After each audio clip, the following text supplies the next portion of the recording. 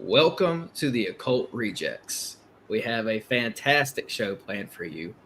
But before we get to the guest of honor, let's go around the room, go around the panel, and introduce each other. We'll start with the mad scientist up in the corner. Lisa, how are you?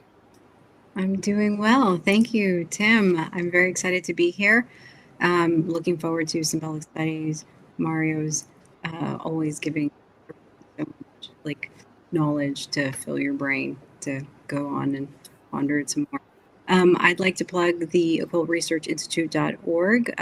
Some of our rejects contribute there, especially Ethan has contributed some, Jen has contributed some, Mario. And so if you could check us out there on occultresearchinstitute.org. Thank you. Thank you. Jen, the ninja, how are you, sir? Hey, Tim, what's up? So great to see you. Great job at this. I think it's hilarious that Nick makes people do this. I've done it once before, so I feel you. So I'm going to plug, obviously, my show, which is Threshold Saints. Tons of upcoming episodes this month and next month, literally 2 a week, maybe 3. So packed full. And also the Grey Lodge. So we have a Grey Lodge YouTube channel. We will be live streaming our Friday night Gnostic Mass, as well as our speculative ontology, speculative Gnostic series. We'll be starting to do that Friday night. So if you're interested, follow us on Twitter. You can follow me at Wukong Reborn, WUKONG Reborn, or at IG, or on the show account at Threshold Saints. And thank you to the panel, of course, Mario, who's also been super supportive of the Grey Lodge and the spaces. So, of course, had to pay homage. Thank you so much. And thank you, Nick, of course, for inviting me. And, of course, we have Nick. I don't know. Yeah. I'm going to include you. So, hey, how's it going, Nick? Very good. Thanks for coming on. My voice is still shot, which is why I have you doing the intro kind of too. But that is an idea. I think I'm going to start just making everybody doing the intros. I mean, we're all part of the show, right? Why not? So thank you very much for doing the intro. I really appreciate you always coming on, Tim, and Mario. It's always amazing to have you on the show. I always appreciate it. It's always magic. So the Occult Rejects, check us out. Thank you. Thank you. Tyrone, what's up, man? Welcome. Thank you for letting me come here. I appreciate it. It's always been great to be here with you guys. You can find everything about me on rebirthoftheword.com. Anything from my YouTube channel to my Spotify to just reading articles you'll find on there. Thank you. I appreciate it. Headless Giant, what's up? How's it going, everybody? You can find me on X at the Headless Giant and on Twitter at the Headless Giant. And if you have any sort of paranormal / weird dream stories, you can send them to my email at the Headless Giant Podcast at gmail.com, and we will read those out on Thursdays. So check that out. Thank you. Yeah, check that out. And we have Ethan Indigo. Ethan, what's up? Honored to be here with you guys. Thanks for the involvement, Tim. Great job as an MC. Mario, I'm really excited about this and for your interpretations and sharing your knowledge and what a controversial subject it is. Headless and Ricardo and I have been doing a little podcast on Sundays. People have been giving positive feedback about. Otherwise, I'm a writer on the esoteric and the exoteric even, and I just enjoy sharing ideas with everyone. Thanks. Sunday mornings, trialogues. That's what I was going to ask about. Cool. And I am Tim Constantine. My show is Sixth Sensory Podcast. As always, happy to be here. I'm happy to kind of introduce everyone. That's awesome. Thanks, Nick, for asking me. And thank you. To our guest here, the main attraction, Mario from Symbolic Studies. How are you? Hey, Tim. I'm pretty good, man. Thanks for the intro, and thank you for the invite, Nick, and setting this up, of course. Really excited to dive into all of this material with you. It is indeed controversial. So as I was writing my notes and kind of figuring out what I wanted to talk about, I'm like, wow, how am I going to talk about some of this stuff? But I think I have a game plan, and we'll plow through as a team here. But if people aren't familiar with my work, they can check out symbolicstudies.com. I'm all over the place. YouTube, Instagram, Twitter, things like that. Yeah, and I'll jump in here and comment on that controversial element to this work. I know what you're talking about, but I do want to say from my perspective, you know, we're over here, we're kind of isolated in our isolationist culture in the West. And when we hear the term Aryan and stuff like that, we automatically think, many of us think about like movies like American History X, and we think about skinhead guys and neo-Nazis, etc. But that Aryan term in my research has nothing to do with any of that, and it comes from like the Magi priest class, Zoroastrian, Iranian stuff. And I'll let Mario break all that down, but just want to jump in there and say that, like, let's just open our minds for this one tonight. There you go. Yeah, right on. Exactly. Yeah, you know, I mean, I'm really glad you said that, because I have here written in my notes somewhere that the symbolism, the deep core symbolism that I want to talk about, has nothing to do with Hitler, has nothing to do with World War II. It completely predates all of that stuff, right? And so that is obviously part of the conversation here. The word Aryan is very interesting. And so there's a lot of things here that I want to discuss that completely predate anything that has happened over the last, 100, 200 years. So that's a great, thing just to point out right off the bat. So one of the things, I think the show was actually started because Nick was interviewing somebody. There was some conversation, maybe you guys remember at some point, but I know that World War II came up, and I believe either the swastika came up, Hitler came up, something along these lines. And I just commented in the chat, I was really digging the show, that's a whole episode. We could talk about this symbolically, right? And so Nick invited me on.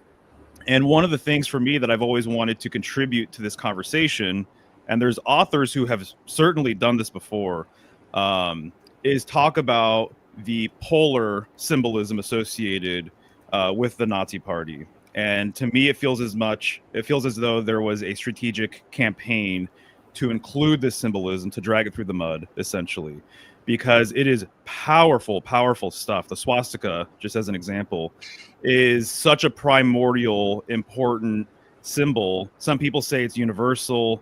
It's damn near universal from what I can gather as well. So many cultures, you can find examples of the swastika all over the world. So what does that mean? And why would it be the perfect symbol to sort of tarnish or have a campaign against, right?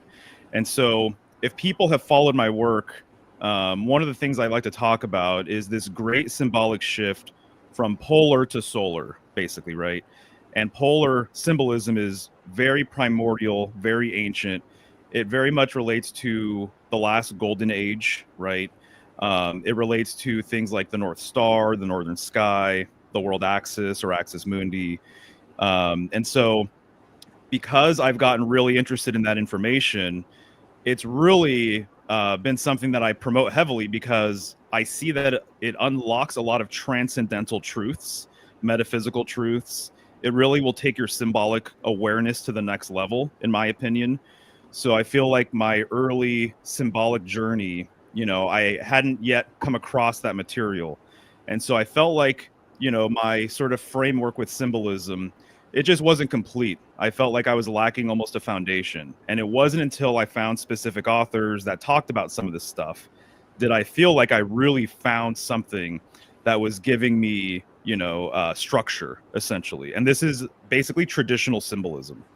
And so traditional symbolism, to me, it really has a lot to do with unifying principles, unifying concepts, the concept related to the center, and the idea that everything is expressed from the center and returns back to that same center.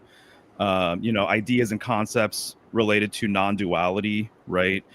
Related to hierarchy, and the center being the apex of a hierarchy, right? And so this symbolism, according to traditional perennial authors, right, this is all pervasive, because with this early tradition, this primordial tradition, it's been called, this is what precedes all other traditions. So all traditions sense basically are echoes or fragments of that tradition. So you will see aspects of it all over the place, right? And there's so many basic symbols that go back to this as well. So the tree, the world tree, right, as an example, the mountain, the world mountain, the stone, the pillar or pole or post. That's going to be a huge one for today, basically, is discussing all of that. And what I found is that this symbolism has been demonized in the modern world, thanks in part to things like World War I and World War II and the affiliations, right? The people associated with it and the, just the different sort of historical things associated with it. So to me, this is very interesting as well, because I'm starting to see, and I'm sure you guys have noticed this, and this has become kind of like a talking point among some people, is that sort of the programming from these world wars is in some way starting to break down for a lot of people. Yeah. Or at the very least, it's starting to shift, right? Mhm. And so people are starting, like Kanye West as an example, right? He's using the swastika. He has chains, swastika chains and shirts and all this stuff. And so I'm not saying that's necessarily a positive thing or a negative thing. It just is what it is. It's things are being sort of reshaped and retooled right now. But this cultural breakdown is definitely part of the conversation. And you can't keep something like the swastika contained and suppressed for that long. Its power is too great. It's existed for such a long time that it's going to be known and it's going to be sort of understood. So Mario, real ahead. quick, I just wanted to say, I think I've said it before. I think that is actually one of the more, it's not calling the guy a gangster, but the fact that he took that symbol and fucked it off, that's a real magical. I mean, that is just fucking, it's crazy. Yeah. He had that power. Totally. Well, He took I'd like the to- N-word. Go ahead. I'd like to throw in just one thing. It seemed like it was forgotten for a long time in the West before he kind of revived it. Because you see, before the rise of Hitler and the Nazis, there was no real conception or popular consciousness around the swastika anymore. It had been a long sort of dormant symbol in that part of Europe for a long time. Yeah. Mario, if you want at some point, if you don't break down the swastika, I can break down how the Nazis got a hold of that if you want at some point. And I just wanted to comment on the swastika in general, because I went out on a limb there in the intro and brought up that term Aryan. I just had a feeling we were going to talk about that. But what I was thinking when I used the term Aryan, I was definitely thinking about the swastika. And I don't know how far back it goes.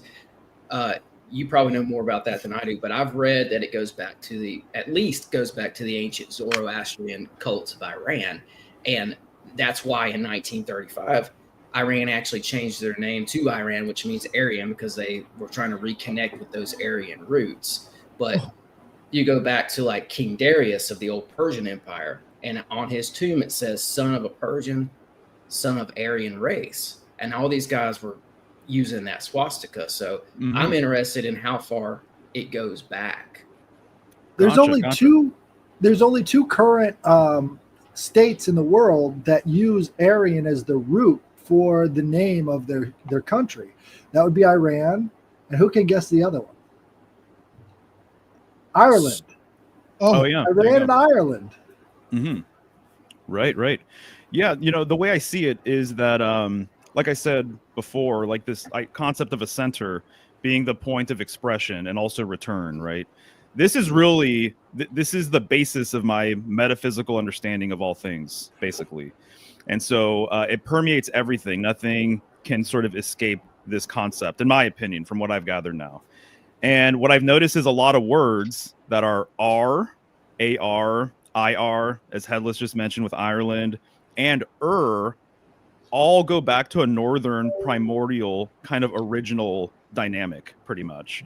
So like one of the things, the Arctic, right? AR, right? King Arthur, he's like a northern king. Ursa Major, right? The northern constellation, which is very much related to the swastika. So humanity, almost across the board, when you dig deep enough into the esoteric symbolism, it seems as though so many cultures have this concept of a northern origin story. And actually, it's interesting. I have a book here called The Arctic Home in the Vedas. Baal Talik. Yep, exactly. So the Arctic home in the Vedas, right? And so just the first sentence here, the idea of a lost ancient civilization located at the North Pole, right? And so when I was in India a little over 10 years ago, and there was one small town. I don't know, I can't even remember the town anymore. But there's lots of taxis. I've told this story before, so if you've heard it, my apologies. But there was lots of little taxis around, and walking around waiting for a taxi or finding where we're going to go. It was really interesting to see that a lot of these taxis had gigantic, bold red stickers on them, and they all said Aryan, and they all had a red swastika right next to it. And then the little bookstore outside for tourists had Mein Kampf there. And so that was a revelation for me at the time, where I'm like, whoa, Mein Kampf is right here. And then all of these people are claiming this Aryan thing with the swastika, because this idea of our homeland being in Hyperborea or paradise or the original Garden of Eden, it's so ancient that I don't think we can really escape it. I think it goes through waves in ways where people sort of rediscover it, have this kind of identification with it, right? But it just goes back to what I was saying. Emanation from the center, also return back from the same center. And so humanity had this sort of origin story. All of humanity, in my opinion. It's kind of no different. I've been thinking a lot about antennas and just like a simple pole emitting a signal, right? It emits from the middle and it expands outward. It's not unlike a ripple, right? You throw a pebble in a pond, it ripples out from the center, right? And so the signal is strongest the closest it is to that pole, and then it gets weaker and weaker and weaker, right? And so humanity, in my opinion, has had this fall from grace from this center, and sort of the further we've either literally physically migrated away. I've been thinking a lot about nomadic symbolism and how that's the root for all humans, basically, is this perpetual travel. And when you're thinking about that, by the way, according to what I've looked into, the vast majority of nomadic migrations are from south to north and then back again, not east to west, right? So you're literally going to the north. So it's almost like a symbolic pilgrimage, basically, in many ways, right? And so humanity seemingly has migrated away from the north. And I think this is encoded in a lot of different storylines as well, right? Go ahead. I was going to say that there's something about the northern symbolism that is so intrinsic to all of these stories that really doesn't get attention. If you go back to the Greeks, they talk about the separation of Uranos, the sky, from the earth. And they talk about castrating the pole, right? Yep. So the pole is that symbol that separates the sky from the earth, and that would be at the northernmost climes, right? So This is where the original sky came away from the earth, and so that's sort of like invisible pole is sort of present in that symbolism as well. 100%. If I may, when you was talking about India, I went back and brought up one of the daily mythology drops that I put on my X account every now and then. Every single day I do a daily mythology drop, and one of them was the swastika. And I learned that in Hinduism, the swastika represents Surya. I guess that's how you say it, Surya, which is the sun god, which is prosperity and good fortune. So, we had it at one time a good thing, and then, most people know it as the negative connotation as it is today with the Nazism and so on and so forth. But it's interesting. Oh, go ahead. No, I was just going to say, to back that up, one of the world's oldest religions is Jainism, related to Hinduism. And it is first and foremost in there. Every book must have a swastika in the beginning page, and at every temple entrance there must be a swastika as well. Did I come through clearly? Oh yeah, definitely. And it's interesting. I wanted to say that because. Go ahead. Finish off. Go ahead. Sorry. I'm delaying. I apologize, you guys.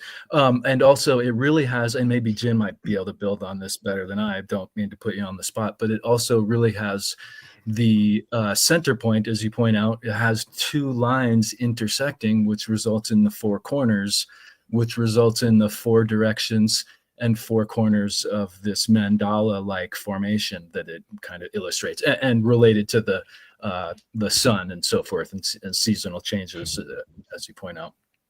Right, That's right. a that's Yeah, and sorry, not Mario. I'm just gonna jump in really quick after Ethan, just because he brought up something really interesting about Jainism. Is that Jains do have a deep tantric system as well. They also have a lot in common with certain Temple of Set ideas in terms of self belief and like self apotheosis. That is also part of Jainism, and it's in general considered to be one of the wealthiest diasporas religions in the world, and they also control a big part of the diamond trade. So, and they also control all religious iconographical publishing of Indian deities ad hoc. So, especially in the 70s, like when people think of Hinduism, they think of those like shiny lithographs with like holograms. Those were all done by Jain publishing companies. So it was Jains who kind of incorporated the, if you want to call it, Kabbalistic sort of coloring elements of the gods and the goddesses. So there's something really interesting with Jainism and what everybody's saying. There is kind of something very primordial, very old, and a lot of the ideas, both in Tantric Buddhism particularly, but also in modern magic, like the idea of sky flying or sky dancing, like the Digambara Jains, they would go sky clad. That's the word I was looking for. I'm sorry. So like Wiccans use that word, like sky clad, and obviously that comes from Jainism. It's a kind of a corruption of the idea, but there's a lot of Jainic tantric ideas, I think, in modern times. No, I agree with you. So I'm gonna jump in here real quick because this is interesting because I had already put up my mythology drop. So I did India already and talked about how it was related to the sun god. And Jainism is actually under there. I highlighted it. Stands for the seventh saint, Supar Shavanta. And so this is what I want to give people an idea. So when I do these daily mythology drops, I usually take lots of my books and I have a lot of tabs on my books that I take information from. So that way it's not my opinion, my theory, or my idea. I'm actually taking it from different texts and I'm trying to put it into a consolidated format so everybody can get the basic gist of what it's basically been saying. So that's why I created that. And it's funny that y'all was mentioning Jainism because in prehistoric Europe, the swastika appears on pottery, runestones, and textiles. Now I also went and backed up somebody was saying about the I think in the comments somebody was saying something about the oldest swastika could be found in Ukraine, and I actually found two websites that I like to go to that actually brings that up. And here I'll bring it up if Nick can bring it up real quick. But it does go back to 12,000 years, and it gives you a history of it on ancient-origins.net. Now, there's other websites that I went to that said the same thing, but this was, this one gave you a good breakdown, and you can listen to, the little article that they have on there, and it literally gives you, the different ways how the Druids did the swastika at one time. They give you in the 12,000 year symbolism. It gives you a little idea of, I guess it's found on some kind of uncovered in Mizin, Ukraine, carved on an ivory figurine, which dates back an incredible 12,000 years. One of the earliest cultures that are known to have used the swastika was a Neolithic culture in Southern Europe in the area that is now Serbia, Croatia, Bosnia, and Herzegovina, known as the Vinka culture, which dates back around 8,000 years ago. So I mean, that's pretty interesting that somebody put that in the comments because I went immediately to look at it. So we going back at least 12,000 years with this information. Yeah. So and I'm sorry. I'm so sorry. The other thing is I wanted to say it's just like with mythologies. You see how one myth was told in a traditional oral story 12,000 years ago, and now we have the Holy Bible that everybody believes in today. It's the same thing with this, is that they took the swastika and meant one thing back then. The sun god, I actually wrote an article on that. The first representation of a god is a sun because of the agricultural needs and everything else.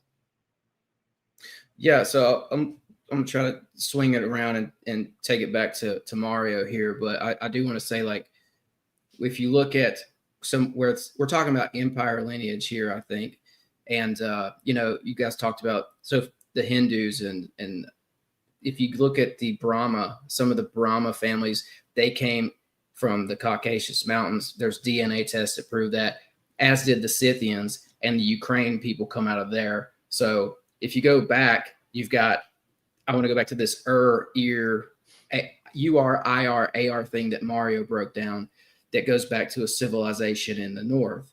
Well, you've got the Chaldees, which was an ancient city. You've got Uruk, the city of Gilgamesh.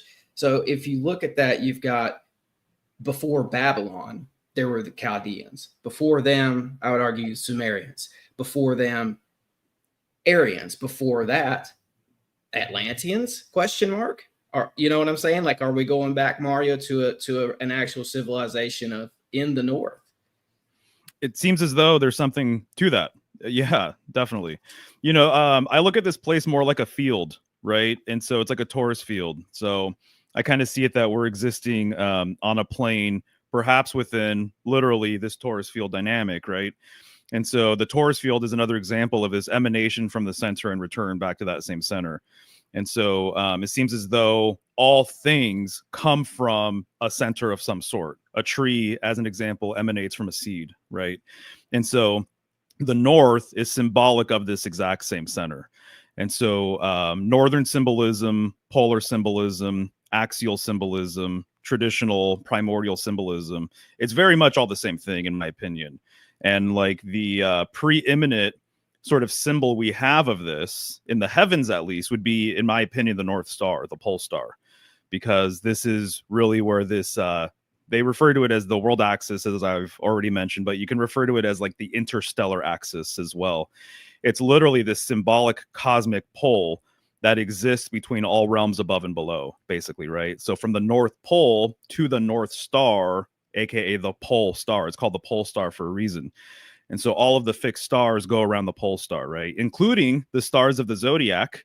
And I'd like to segue just briefly to this idea of the sun. In my opinion, what I've learned in traditional symbolism, the sun, solar symbolism, is actually subordinate and younger than polar symbolism. So that's a really important distinction, that solar symbolism is more of a modern thing, actually, in the grand sort of scheme of things, basically, right? And so I actually have some quotes about that. And this relates back to the swastika, by the way. And I do have some slides that we should share with the swastika in just a minute. But before that, I have a pretty good symbolic library. And so I've been collecting symbolic dictionaries from like 2006 or 7. And I've just been buying up everything that I can see, whatever. So I have all of these different books. I can look up the sun in like, dozens of different books. And I've done stuff like that. That's how I get a lot of my research personally. And what I've noticed is that a lot of newer books associate the swastika with solar symbolism. And to be honest with you, that never sat well with me. It just never made sense personally. Well, that was before I knew that there was this great shift from polar to solar. So there are solar deities that were once known as being polar deities. You'll actually find that a lot of solar sun gods actually have a relationship with the North Pole or Hyperborea, that their origin story is somewhere in the north, right? And so there are a lot of deities from ancient cultures that were actually polar in nature, but modern people basically misinterpreted the symbolism and put a solar sort of dynamic. So it wasn't until I found higher quality authors did I start reading about the true origins of the swastika actually being a polar symbol, not a solar symbol. Polar or solar symbolism comes from polar symbolism. So the sun symbolically is also a pole, believe it or not. And so on modern versions of the sun card, as an example in the tarot, oftentimes, like in the Rider-Waite, you will see a young boy holding a huge pole with a flag on it, because the sun has become the symbolic pole for a lot of people. It's become, if you're a heliocentrist, you're basically saying that the sun is the center. The sun is the point of pivot. So symbolically, the sun itself also has polar symbolism associated to it, with it. So again, polar symbolism is at the apex of the hierarchy. Solar symbolism came afterwards and is more subordinate. There was a time before solar worship. There was a time before the sun had everyone's focus, basically, is what I'm trying to say. And there's so many examples of this. But one of the things I'll say about axis symbolism and pole symbolism, it is the bridge between heaven and earth, right? And so we also are axis symbols. We operate as a bridge between heaven and earth. This has been referred to as the Great Triad. that there's a triune relationship between heaven, earth, and man. We are that symbolic bridge, as is a tree, as is a lot of things. A pillar, the pillar or a pillar in a building symbolically separates heaven and earth, right?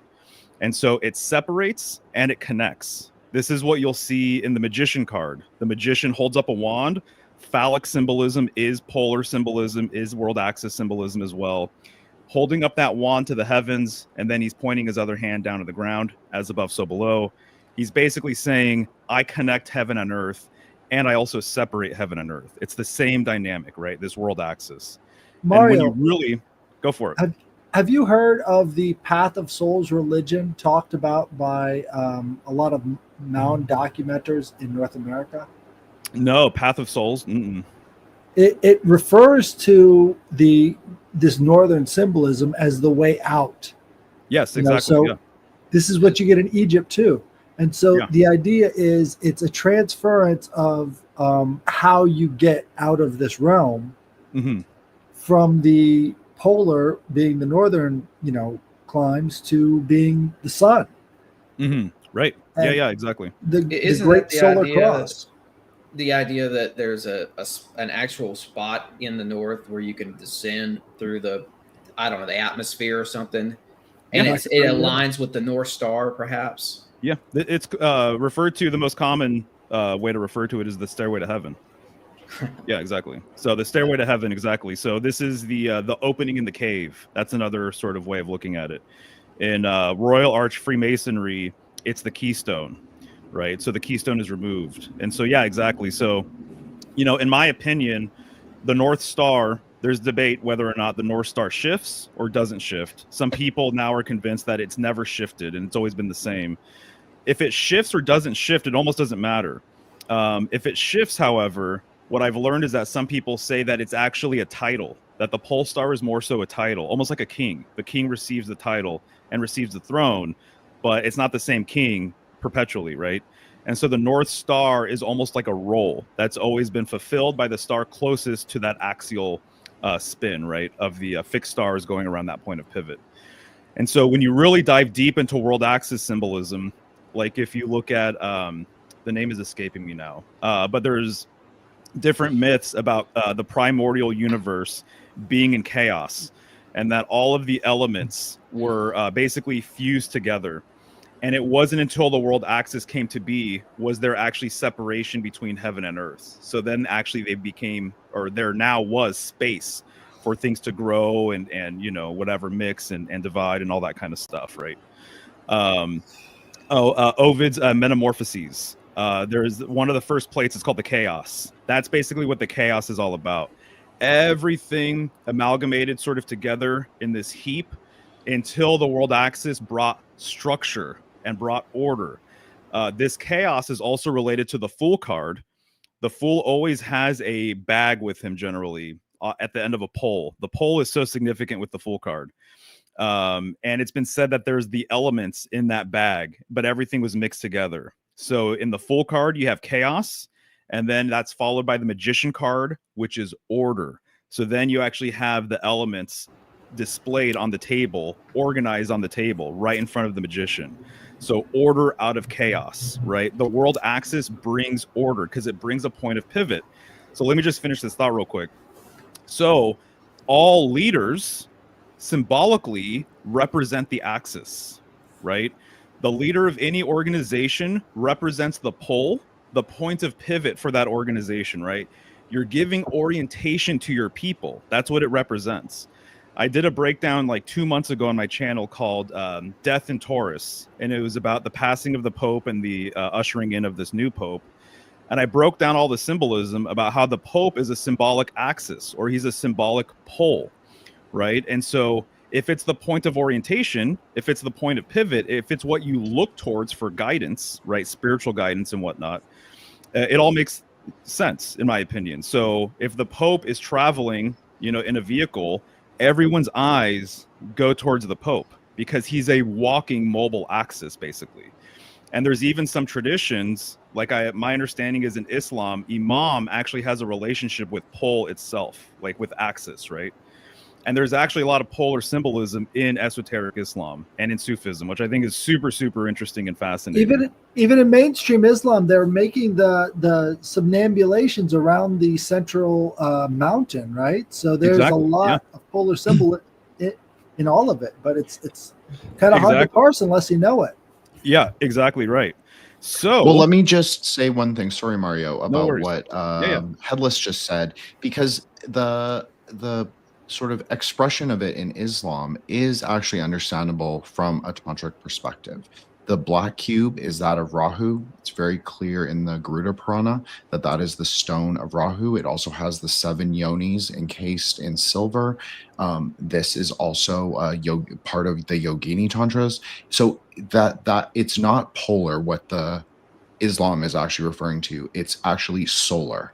It's solar mixed with Saturnian. It's both of those sort of in dialectical relationship. So I just wanted to say that. But sorry, Mario, go ahead. Oh, no worries. That makes sense for the age, too.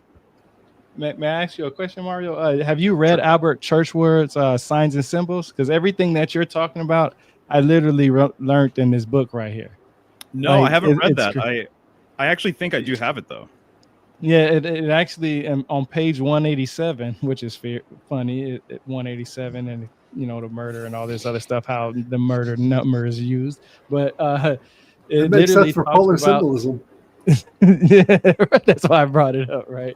But it literally says, and I'll read it out. It says that this sign of the swastika was found in Britain 3000 BC until 300 AD, will prove pretty conclusively that the time of the exodus of the Druids from Egypt was at the time they had the swastika, after they have converted this from the figures of the 4 quarters, and before they had changed the same into the Ankh cross by evolution, probably more than 20,000 years ago, if Flinders Petrie is right in his dates as to his discoveries at Abydos. Then it goes on and it says, thus we see how one from the cross now used amongst the Christians. So he's saying that originated directed from the sacred symbol of the swastika. So the cross and the swastika have a relationship. And I'm literally, it's right here. If anybody wants to read it for themselves, it's in the book that says that. May I say something that's blowing my mind, and I hope you guys find it valuable too, a relationship between Mario, what you're presenting, and something I've been thinking about from Buddhist teaching. And firstly, though, more primarily, the heaven, earth, and man symbolism, I think, is very much distinct in the great initiator that is Thoth, or Hermes Trismegistus. And this is what he has mastered, these 3 levels of being. And in many different cultural kind of self-development systems, we can find that orientation of this trinity. But something that blew my mind is what you were talking about, how the north and the pole is seen as the way to ascend and rise up and rise out. What I'm always thinking about the exoteric or the primary teaching, whether it's an esoteric teaching, regardless, but the esoteric aspect of a pole in relation to this rising out of a cave and rising up. Well, that's a tube. And there's a Buddhist teaching that says you're kind of stuck in a tube and you're going to be ascending or descending or maybe going back and forth, which I think in our average human development that we do go back and forth. That's the migration pattern he talked about. He said you go to the north and then you descend back down. Right. And in terms of self-development, we want to ascend. Sometimes we go back and forth. Sometimes we don't know which way to go. And in fact, we start out as a tube. We don't start out as a heart. We start out as a digestion tube. And of course, we come out of the great matrix and womb tube. So as you're describing the pole and that aspect of self-development and rising up, I was thinking, oh, well, the esoteric aspect of the pole is the tube. Thank you for letting me share that. Yeah, if I may, when you was mentioning the Pope, this is a picture of my 1873 Bible. This is the oldest book that I own. It's from 1873 in this condition. It's a really interesting book. I'm slowly going through it and sharing what I have on there. And it's interesting that you mentioned about the Pope, because in my 1873 Bible, if I was born in that time frame and I wanted to go to a store to buy a Bible, this would probably be the Bible that I would buy, right? And it has the Apocrypha in there. And it says Abaddon, the Hebrew term for the destroyer, the angel of the bottomless pit, whose name in Greek is Apollon. From the occurrence, and then it tells you the scriptures and the rabbins. But see, this is what it says. It says, some have applied the name to Satan exclusively. Others also apply to Mahomet, others to the Pope of Rome. Mm-hmm. It's Apollon. It's, well, I don't know how many rabbit holes we want to go down here. I don't even know if I want to go down that rabbit hole, but it's Apollon.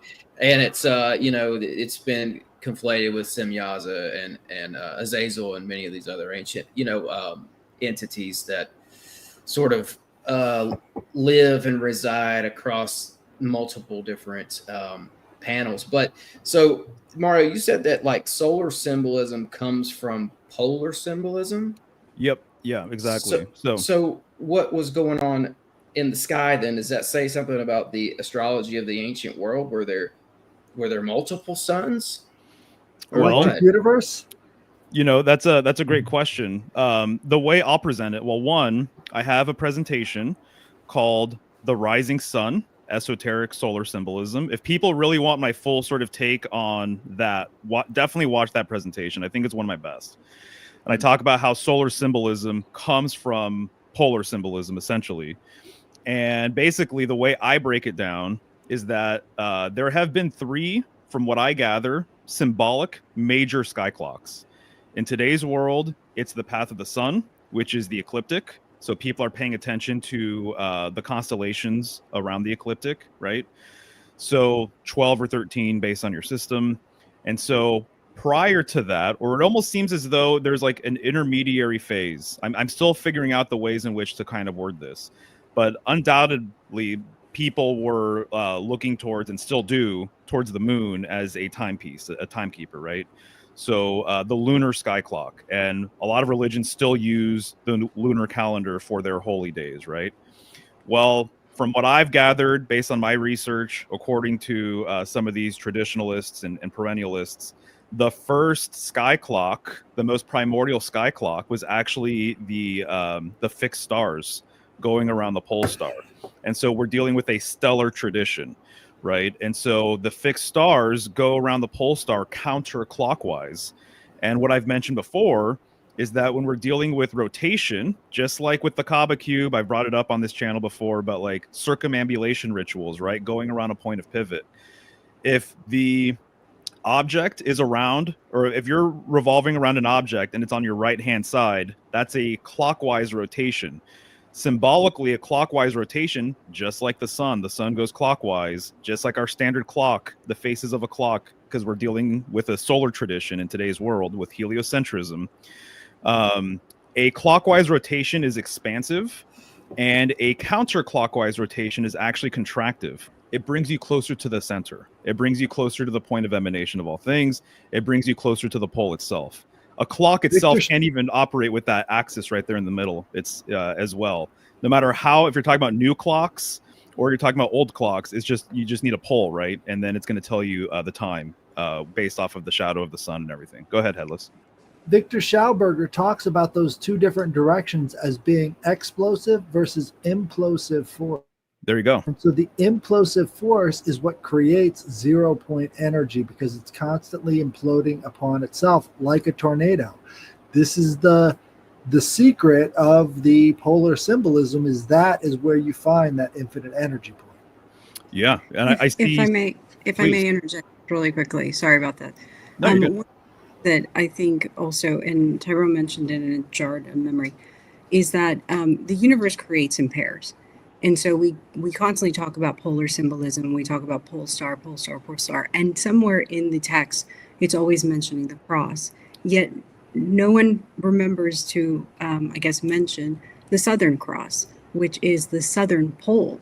In that, in the Northern Hemisphere, because the countries have basically dictated and ruled over the most of the Earth, is that we concentrate mainly on the North Pole star as our navigation point, as kind of sensing directions. But in the southern hemisphere, they use the Southern Cross as their way of navigation, the way that the northern hemisphere uses the North Pole.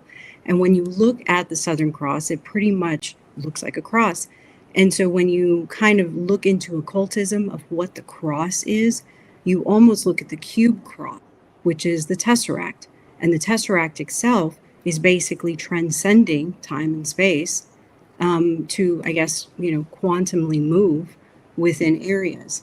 So I just wanted to interject that I thought that would be important to mention.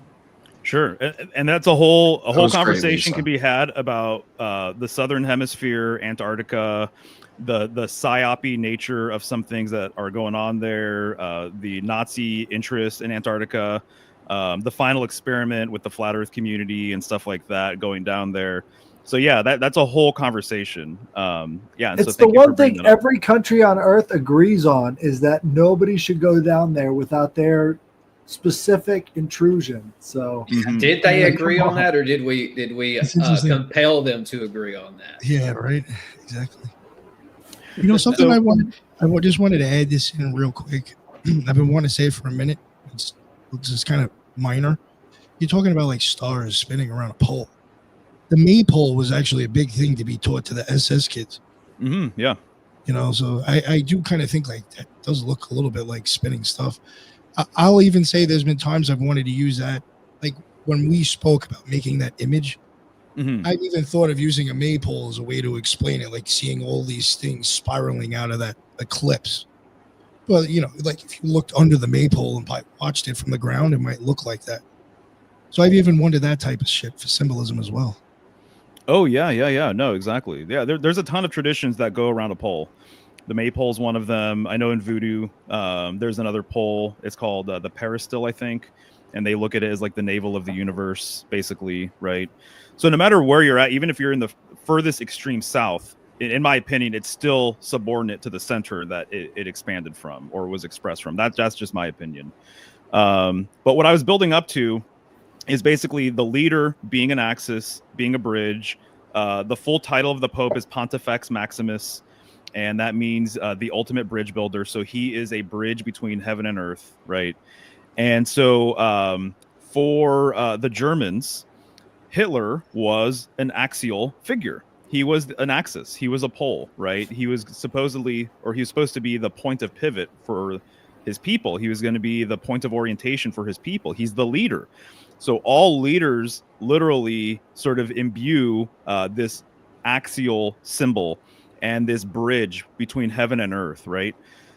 Explaining.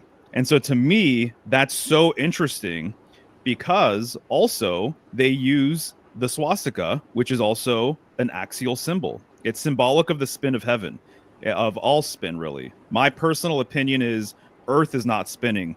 That's an inversion. The heavens are spinning above, right?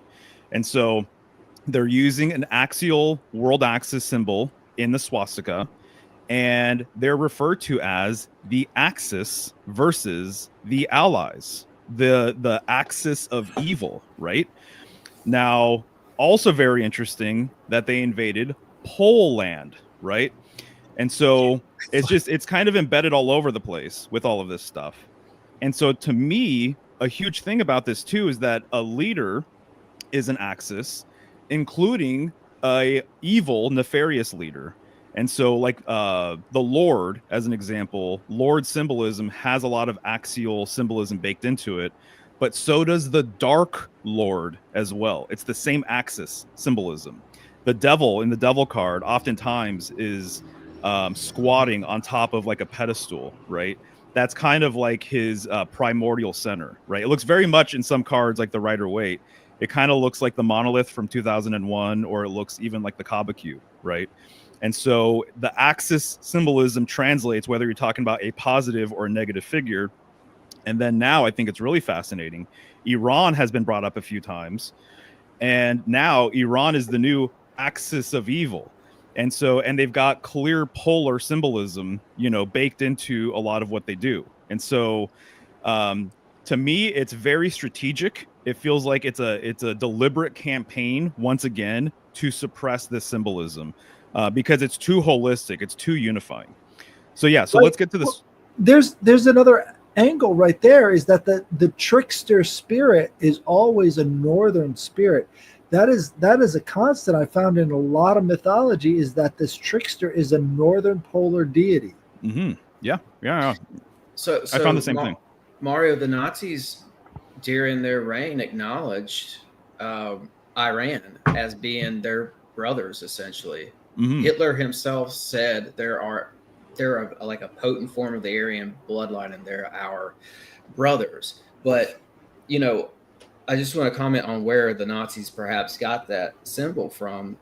There's a good chance that they got it from a guy who was a Sufi Eastern mystic, who was also spent time in Turkey, who was part of the Turkish Freemasonry scene there. It's a guy named Sabbatendorf. So, because the Nazis got the symbol from the Thule Society, Mm-hmm. which was started by Walter Neuhaus and Rudolf von Sabbatendorf. Those guys were these German occultists. They were in about 10 other orders. They were Freemasons, German Norden of the Holy Grail.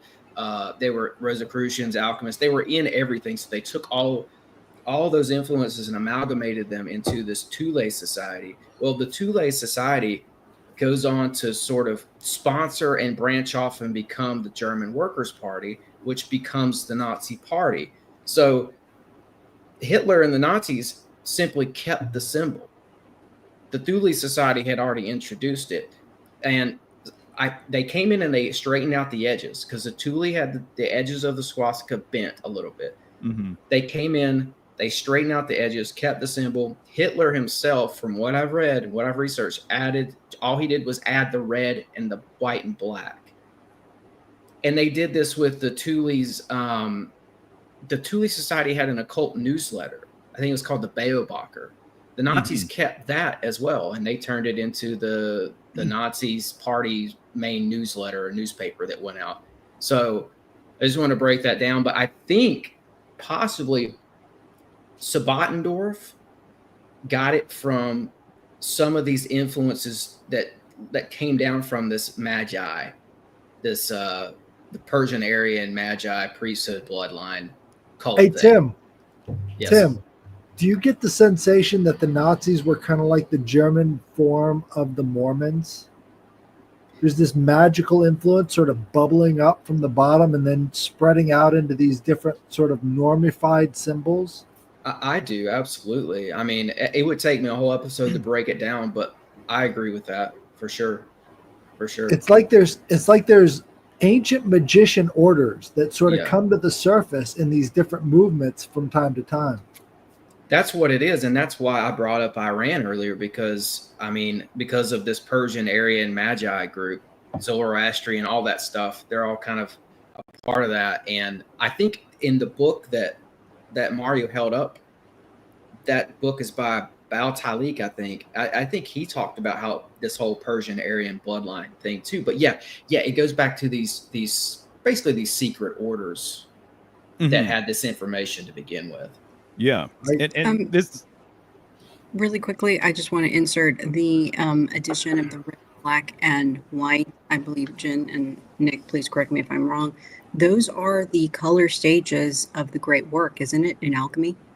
Those are the actual 3 stages of when converting whatever it is that you're working on to the different phases to ultimately get you to the magnum opus great work in alchemy. Negrito and Rubido. That's correct. Albedo. No, This is Albedo's black right. and white. Rubido is the red. She's talking about the black and red. But yeah, Albedo is also Black, white. red, and white. Yeah. No, you're totally right, Lisa. That was a great observation. Yeah, that's super interesting. Just real quick, just because I brought it up, or I opened it and grabbed it here, but I don't have too many Iranian esoteric books, but I have this one, The Man of Light, and it's by Henry Corbin, The Man of Light in Iranian Sufism. And in it, they talk about Sufis meditating on the world axis and like gaining enlightenment and stuff like that. But if you open it, the first image here, literally, you're going to see Ursa Major and Minor. right? So it's just showing you how significant that is. It's literally the first image in the book when you open it up, right? So I see this as potentially some authors, like this guy named W.H. Mueller, in his book Polaria, he talks about how he thinks that the great wars of the world are essentially esoterically between solar and polar factions, pretty much. Can I get a date on that book? On Man of Light? Yeah. Yeah, totally. So let me see here. While you're looking for that, I wanted to add, Tim, you mentioned Iran kind of like, using the swastika and, Nazi party. We also saw that popping up at the Azov battalion over in Ukraine. So, I mean, this thing keeps on popping up every time there's a war. Yo. So if we're looking at... Oh, go ahead. Oh, just real quick. I was just going to say that, if we're talking about solar versus polar orders, right? Factions, right? Deep esoteric factions. I think it's very interesting that the Nazis had the swastika, the reverence for the swastika, clearly a pole, a point of pivot, right? And then the Jews also are well known for their twin pillars, like in front of Solomon's temple, right? And in Freemasonry and in esoteric Judaism and things like that. So literally it can be broken down as like the single pillar order versus the dual pillar order, the twin pillars, right? And so to me, it's really interesting as well. I was in this camp, so I'm not throwing shade at anybody, but a lot of people in the modern esoteric world, they will spend a lot of time studying and researching the two pillars, Boaz, Jachin, solar, lunar, whatever. But a lot of times they will never study the single pillar. And when you study the single pillar, it's polar, essentially, is what it all breaks down to, in my opinion. Well, Mario, if I could interject, we're talking about a type of energy. Am I right? Like, you can feel this stuff when you interact with it, but it's not really clear to the audience unless they have an extended interaction with these symbols to know what that feeling is. So I want to ask you, what is the feeling you get? I would call it vril, right? So vril coming from that polar symbol. You've studied it for a long time. I'm sure you can identify the emotions and things like that associated with it in yourself. Yeah, I think vril is appropriate. I just think of unity, supreme unity. I think of the middle path, the middle way, the internal journey. Being concerned with what's happening more so locally and within versus without. To me, one of the greatest ways I can break it down is polar symbolism brings a vertical orientation, this axis between the above and below. And to me, in my opinion, solar symbolism has brought about a horizontal orientation where everything's completely flattened out, right? And so I think that was one of the big distinctions here between these things. But if you show the first slide, if you don't mind, whoever's controlling the deck here, it's just the standard swastika that you're going to find associated with the Nazis.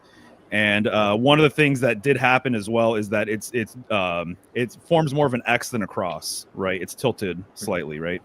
But it's clear that this looks like it's supposed to be moving.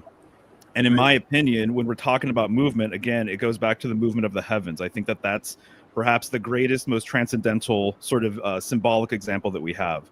So the movement of all things, again, around this interstellar axis. And we can go to the next slide here, and it's just a quote from Rene Guénon.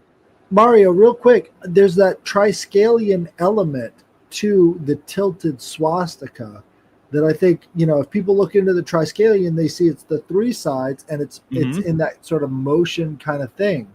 And you've only got two flags of the world that have the triskelion on it, which would be Sicily and the Isle of Man. And both of them are legs. Yeah. May I say, to your point about the pole and then it being flattened like a field, I looked up the etymology or meaning of Poland, and it means people of the field. So pole there is field. Just interesting. Oh, interesting. Yeah, totally. If the swastika is meant to convey motion and movement, I'm still kind of thinking about this idea of vril being associated with it. Like, that's very interesting to me. And I just want to point out that, like, from what I understand, the concept of vril really came about through Edward Bullard Lytton, who was a part of that group of the Thule Society. Like, they were all in the same kind of occult circle, like with Sabatendorf and even Blavatsky. But I just want to point out that I think this symbol, like we've presented today, in my mind, we've presented that the symbol's going back to a much, much older culture, and it's just the secret societies and the mystery schools sort of carrying it along and passing it along like a baton. Yeah, and I would love to circle back around to Vril, because there's a lot to chew on with that for sure. So about the swastika, Gwenon says in his book, Fundamental Symbols, in my opinion, this is one of the greatest symbolic books you can get your hands on in the modern world. The swastika is essentially the sign of the pole. It would seem that in modern Europe, its true significance has never been made known. Most often, it is made out to be a solar sign, exactly what I said earlier, and exactly my hunch as well. So when I read this, it blew my mind, which it could only have become accidentally and in a rather indirect way. And he has other quotes too about, again, polar symbolism being truly primordial and solar symbolism being subordinate. So if you want to go through the next slide, we were kind of already on that, but you can see all of the different sort of variations. So the fact that the Nazi swastika also, it's rotating what way? In the polar direction. It's going counterclockwise, not clockwise, right? This is more primordial. Again, just like the fixed stars and just like the early sky clock. The early sky clock, just to be clear as well, it was really Ursa Major and Minor going around the pole star because it was the center of the wheel of heaven, basically, right? At least to northern people or people in the northern hemisphere. But as far as China and India as well, they had a reverence for these stars, these original 7 stars of enlightenment. Ursa Major has been referred to. So you can go to the next. You could see a little bit of the triskelion in some of those symbols, and the triskelion is said to be the oldest symbol in human history. Someone in the chat brought up the idea of well field, which is a Chinese character for farm, and it also forms the character for sun as well. I just wanted to say this. In Chinese cosmology, like the pole star symbolism is extremely important. It's related to the Temple of Heaven in Beijing, which people will sometimes say is like a Taoist temple, but that's really a Tengriist or a kind of heaven worship temple. And so the star sort of asterism worship is a really important idea in Chinese culture, because they've had different periods where they preferred planets or stars, but the sort of pole star, and it's there are also Buddhist parallels, but it's a very important deity for both that kind of like Manchurian Tengriism as well as East Asian Buddhism. Sorry, I just wanted to say Gotcha. No, right on. Thank you. So the next slide you can go to is just more examples, right? Obviously, of swastikas around the world. But there you go. There's there's Ursa Major going around the pole star, right?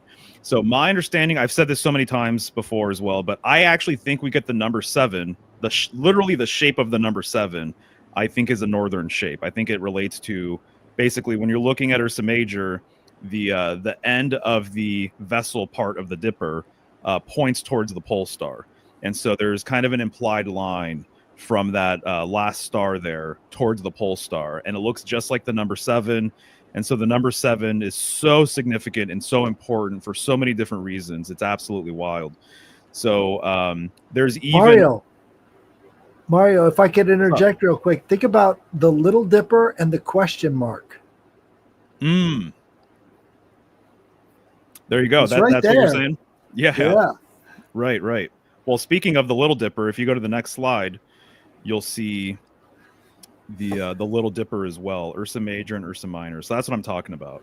So people have said that basically it's Ursa Major going around the pole star like 4 times a year. So 1 per season, right? Just almost if you take a snapshot, which again, seems as though this was the primordial sky clock. Time was a bit different. People had a different interpretation of time. So you're following Ursa Major going around the pole star once a year, basically, right? And there's all sorts of different ways in which people use Ursa Major and Minor for like eye tests and like things like that. So it goes on and on and on and on. The Dipper history is absolutely wild.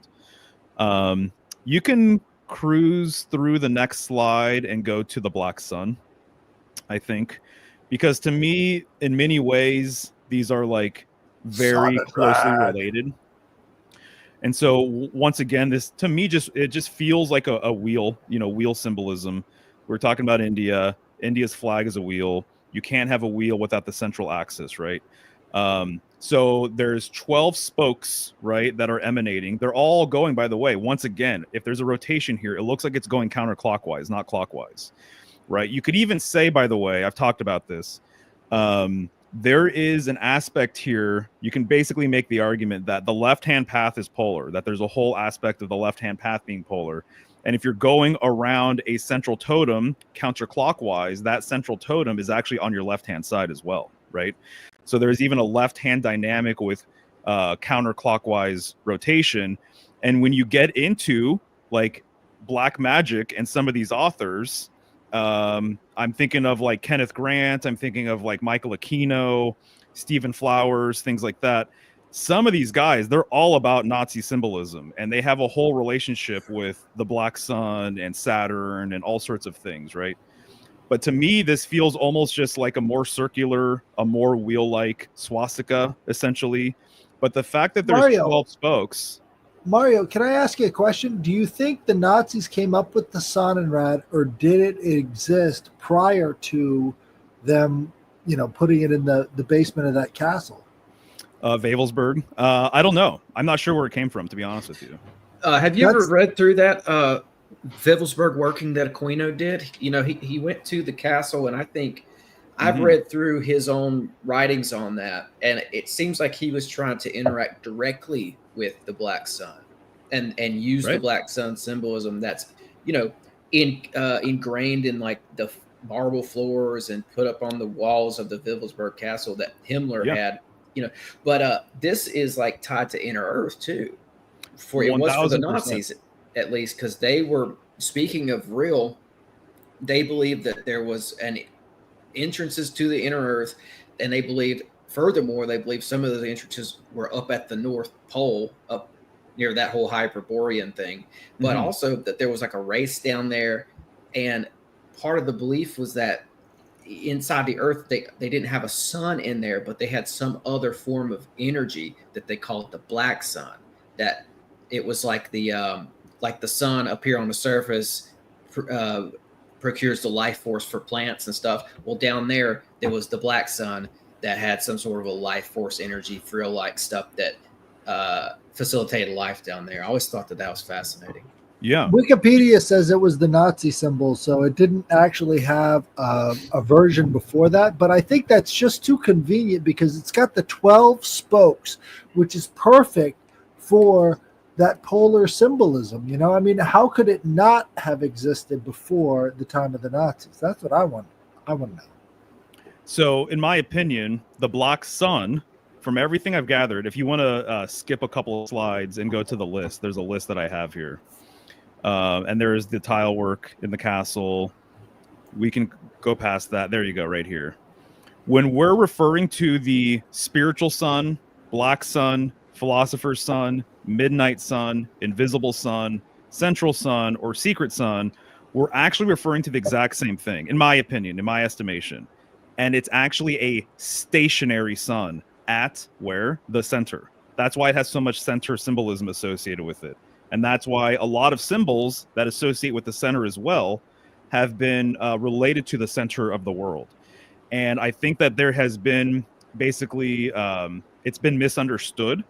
And I don't personally, I know that there's major caverns. I know that there's major things underneath the earth, but I am not personally like a hollow earther person. So when I think of the center of the earth, I don't think of actually penetrating the earth. I'm only thinking of the middle of the earth, like as in the north, as in the central pole, basically, right? The world axis. So really, in actuality, the Black Sun is a world axis symbol. It represents the center of the wheel. It represents the point of pivot for all things. It's just it's a more esoteric understanding of things. And even midnight, the midnight sun, the midnight time of day, time of night, midnight has all sorts of polar connotations with it. There's a reason why, as an example, Catholic Mass, the midnight Mass happens, in Capricorn. There's a huge Saturnian aspect with midnight. The turning of the year from year to year, at midnight. All of the midnight celebrations generally in the West happen during Capricorn season. And so there's a lot of good reasons for that. And also, I'll just say 12 o'clock on a clock is pointing up, north on a compass is pointed up. So literally 12 o'clock on a clock face and then north is in the exact same position. So I made a video about this, about all of the ways in which it relates to each other. So that's my personal. You also have to consider how cold it is in the winter, so you can see the entire sky. There's no humidity, there's no clouds, there's nothing blocking your view of the entire night sky. So to have these celebrations in the wintertime seems so natural. You've got all these fires and everything, glowing, and then you're looking up at the sky and you're appreciating your gods in that way. It makes so much more sense to appreciate this polar sort of world in the wintertime. Yeah, I mean, even the Northern Lights, there's a whole thing with the Northern Lights and the symbolism behind the Northern Lights and what that represents and everything else. Also, Christmas is like the most overt Northern holiday that we actually have. Where does Santa come from? He comes from the North Pole. It's more of a modern tradition, but the whole dynamic of putting a star on top of a tree, that's the North Star on top of the world tree. That's basically the world axis in your home, and you're putting the central star, right on top of it, in my opinion. So if you just want to go up one slide, this is one of Guinan's quotes. He says, "It goes without saying that these two symbolisms, polar and solar, must never be confused, and that, as we have often indicated, polar symbolism is far more fundamental and, in fact, truly primordial." I can't find anything that contradicts this, personally. That's just what, though. And then if you just want to go back to the black sun symbol, too, just go up one or two. We're dealing with 12 spokes. That means there's a hidden relationship with the number 13, right? The number 13 breaks cycles. It's even been said that the number 13 breaks solar cycles. And so in the astrology world, there's, people debate on whether there's 12 or 13 signs. If you have 12, signs, that means that there's actually a relationship with the number 13, because also there's the point of pivot in the middle, right? If there's a 13th sign, however, which it would be lunar calendar. That's exactly right. The lunar calendar exactly. would include that 13th sign. Yeah, exactly. So, so when you get deep into Ophiuchus symbolism and you start understanding why it's the 13th sign, it's because it breaks solar paradigms. It breaks solar patterns thoroughly. And actually, Ophiuchus is more central, which means that it's actually more northern than all of the other signs.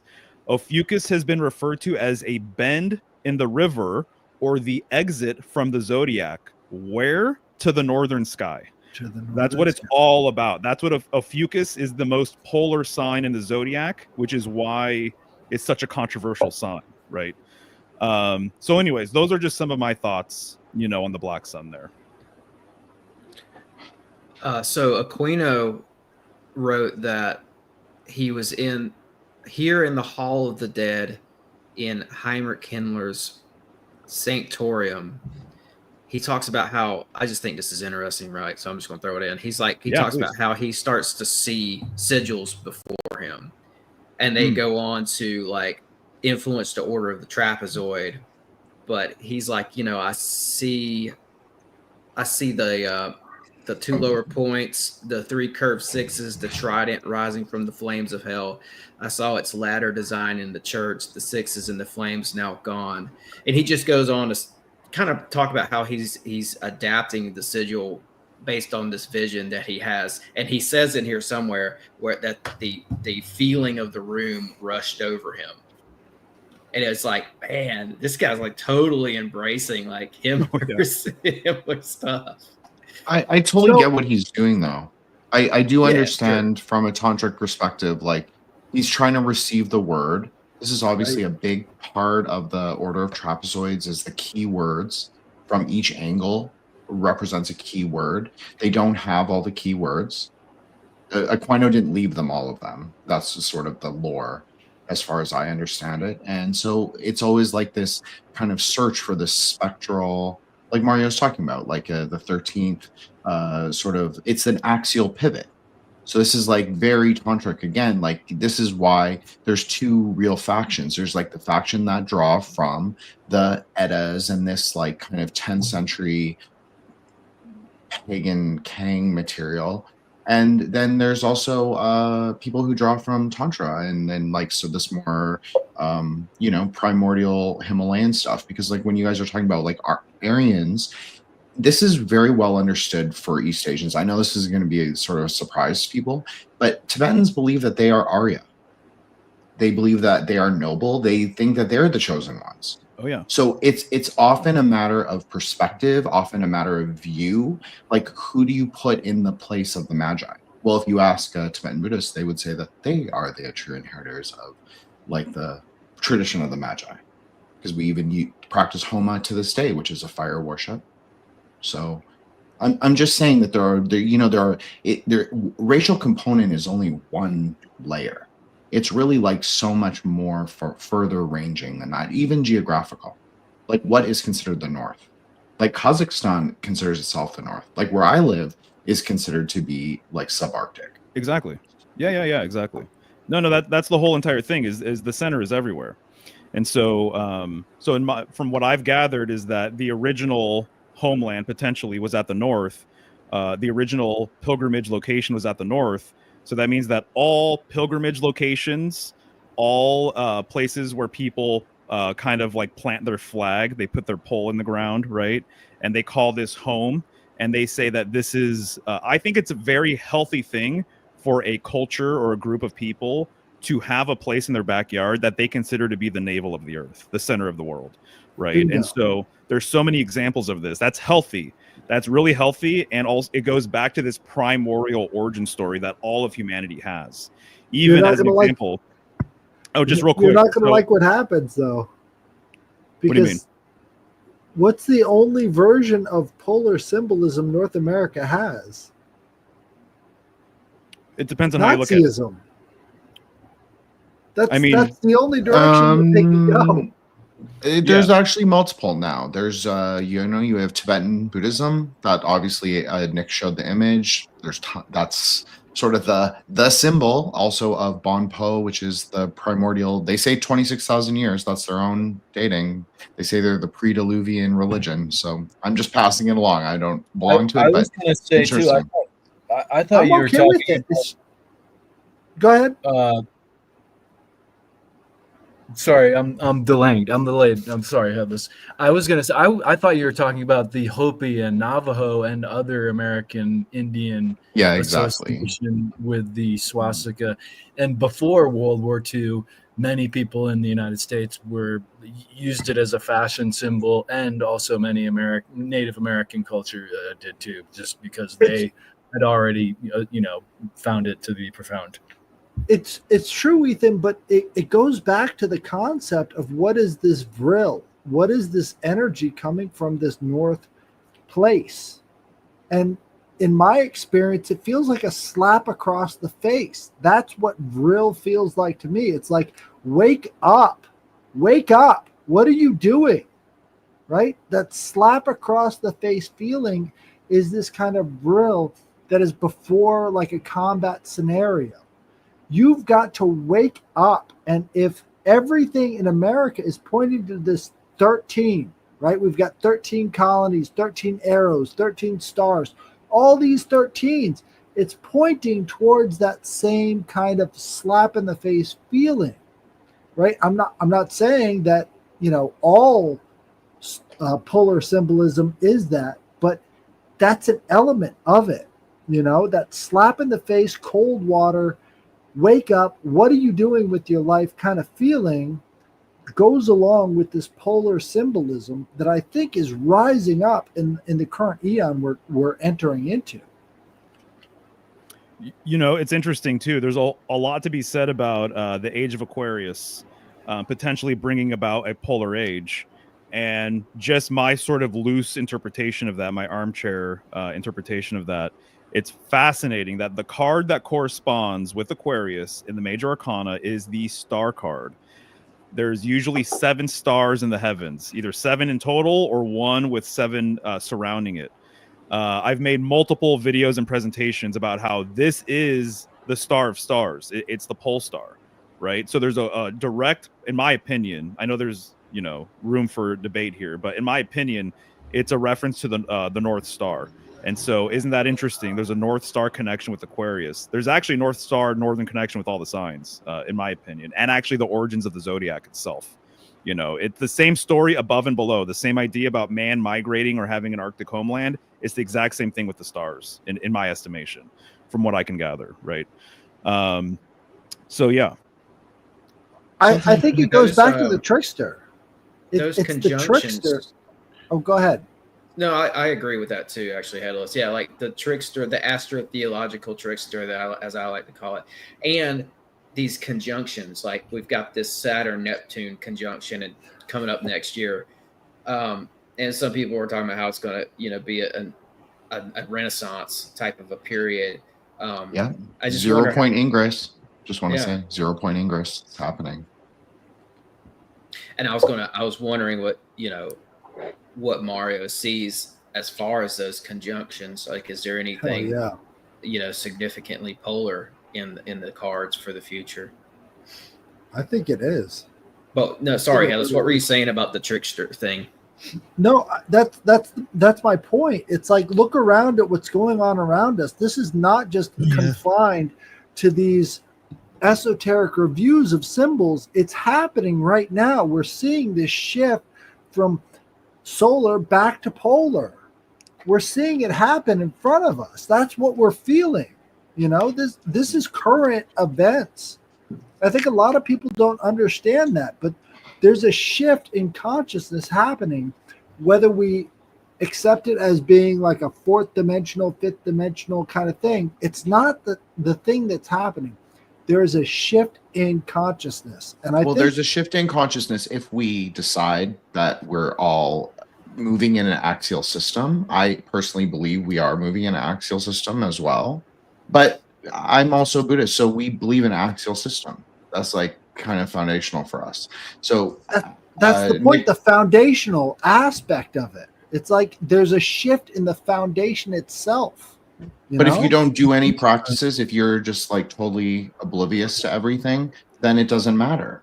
Well, I think that builds pressure. Something I kind of wanted to throw in here. I think what Headless was trying to say, how I was seeing it, is that like during the Nazi party, and I would say now you're seeing the swastika, no matter how the fuck it's used, it's still popping up. Regardless, it's showing up in different areas. And people are getting into this mindset. Something's got to change and people start rising up, regardless of what the outcome is. What I was going to say is I do see how I think the Nazi party, with Hitler, perfected that kind of rise up, change. What the fuck is wrong? These people's are bad. That person's bad. Why are we letting this happen? And we're seeing it again now when we had, the trannies, these people, COVID, all this stuff is all, whatever. You're seeing it again. Now, Trump may not be fucking wearing the swastika, but it's showing up in other countries anyway. Right? And, if we look at ourselves and understand that, hey, there's a shift that's been delayed a long time. And we all know that a lot of people are just coasting because they don't have to consider any of the energetic consequences of their actions. Like, it's just not a thing where we live right now. But if we take an introspective look at what we've done, it's not a pretty picture, because it's like there's a perspective shift that's happening, right? So we're seeing ourselves from outside ourselves. And I think that's what things are happening with this trickster level energy, because as we see ourselves in the things we've done, like who we've elected, what we think is going to happen, we understand that that's not a reality and never has been. And that's a big blow to our collective egos. You know what I'm saying? It's like, that's not ever reality. That would be the next big shift in consciousness, is people waking up from the current psyop that, with the government stuff. I don't want to get too political here, so I'm trying to and the next one, you know what I'm saying? It's like, it's all of it is within that same perspective. Yeah. And you got Chris Bledsoe out there saying that there's a shift in consciousness coming next year on Easter that's connected with the divine feminine. So, Nick, I think I jumped on you there. Sorry. No, it's all right. Oh, another thing, I have associated that symbol with the idea of death. That's just my opinion because of my own experiences. And It's in the 100% times when correct. you see it, you're seeing a lot of fucking death, regardless if it's from a bomb, fake disease, an injection, whatever the fuck it is. People have been dying also when you see this image rising. Path of souls, you know, it's the path of souls. It's the change in the equinox. When the Yeah. equinox shifts, Well, we're seeing it.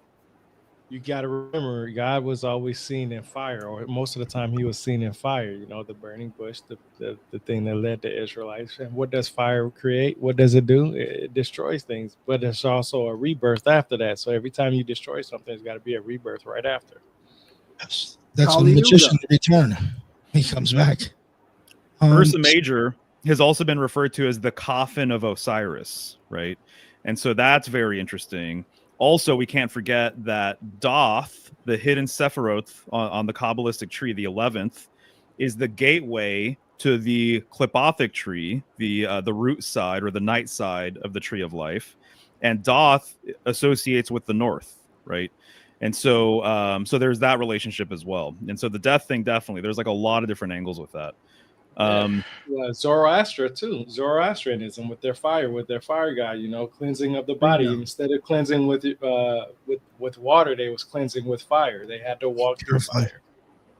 Yeah, I think that's a great weave, actually. The Zoroastrian tradition. Iranians are converting back to Zoroastrian religions right now in record numbers. I don't think they ever really, if you understand how Iranian Islam really worked, the Iranians never really converted to anything.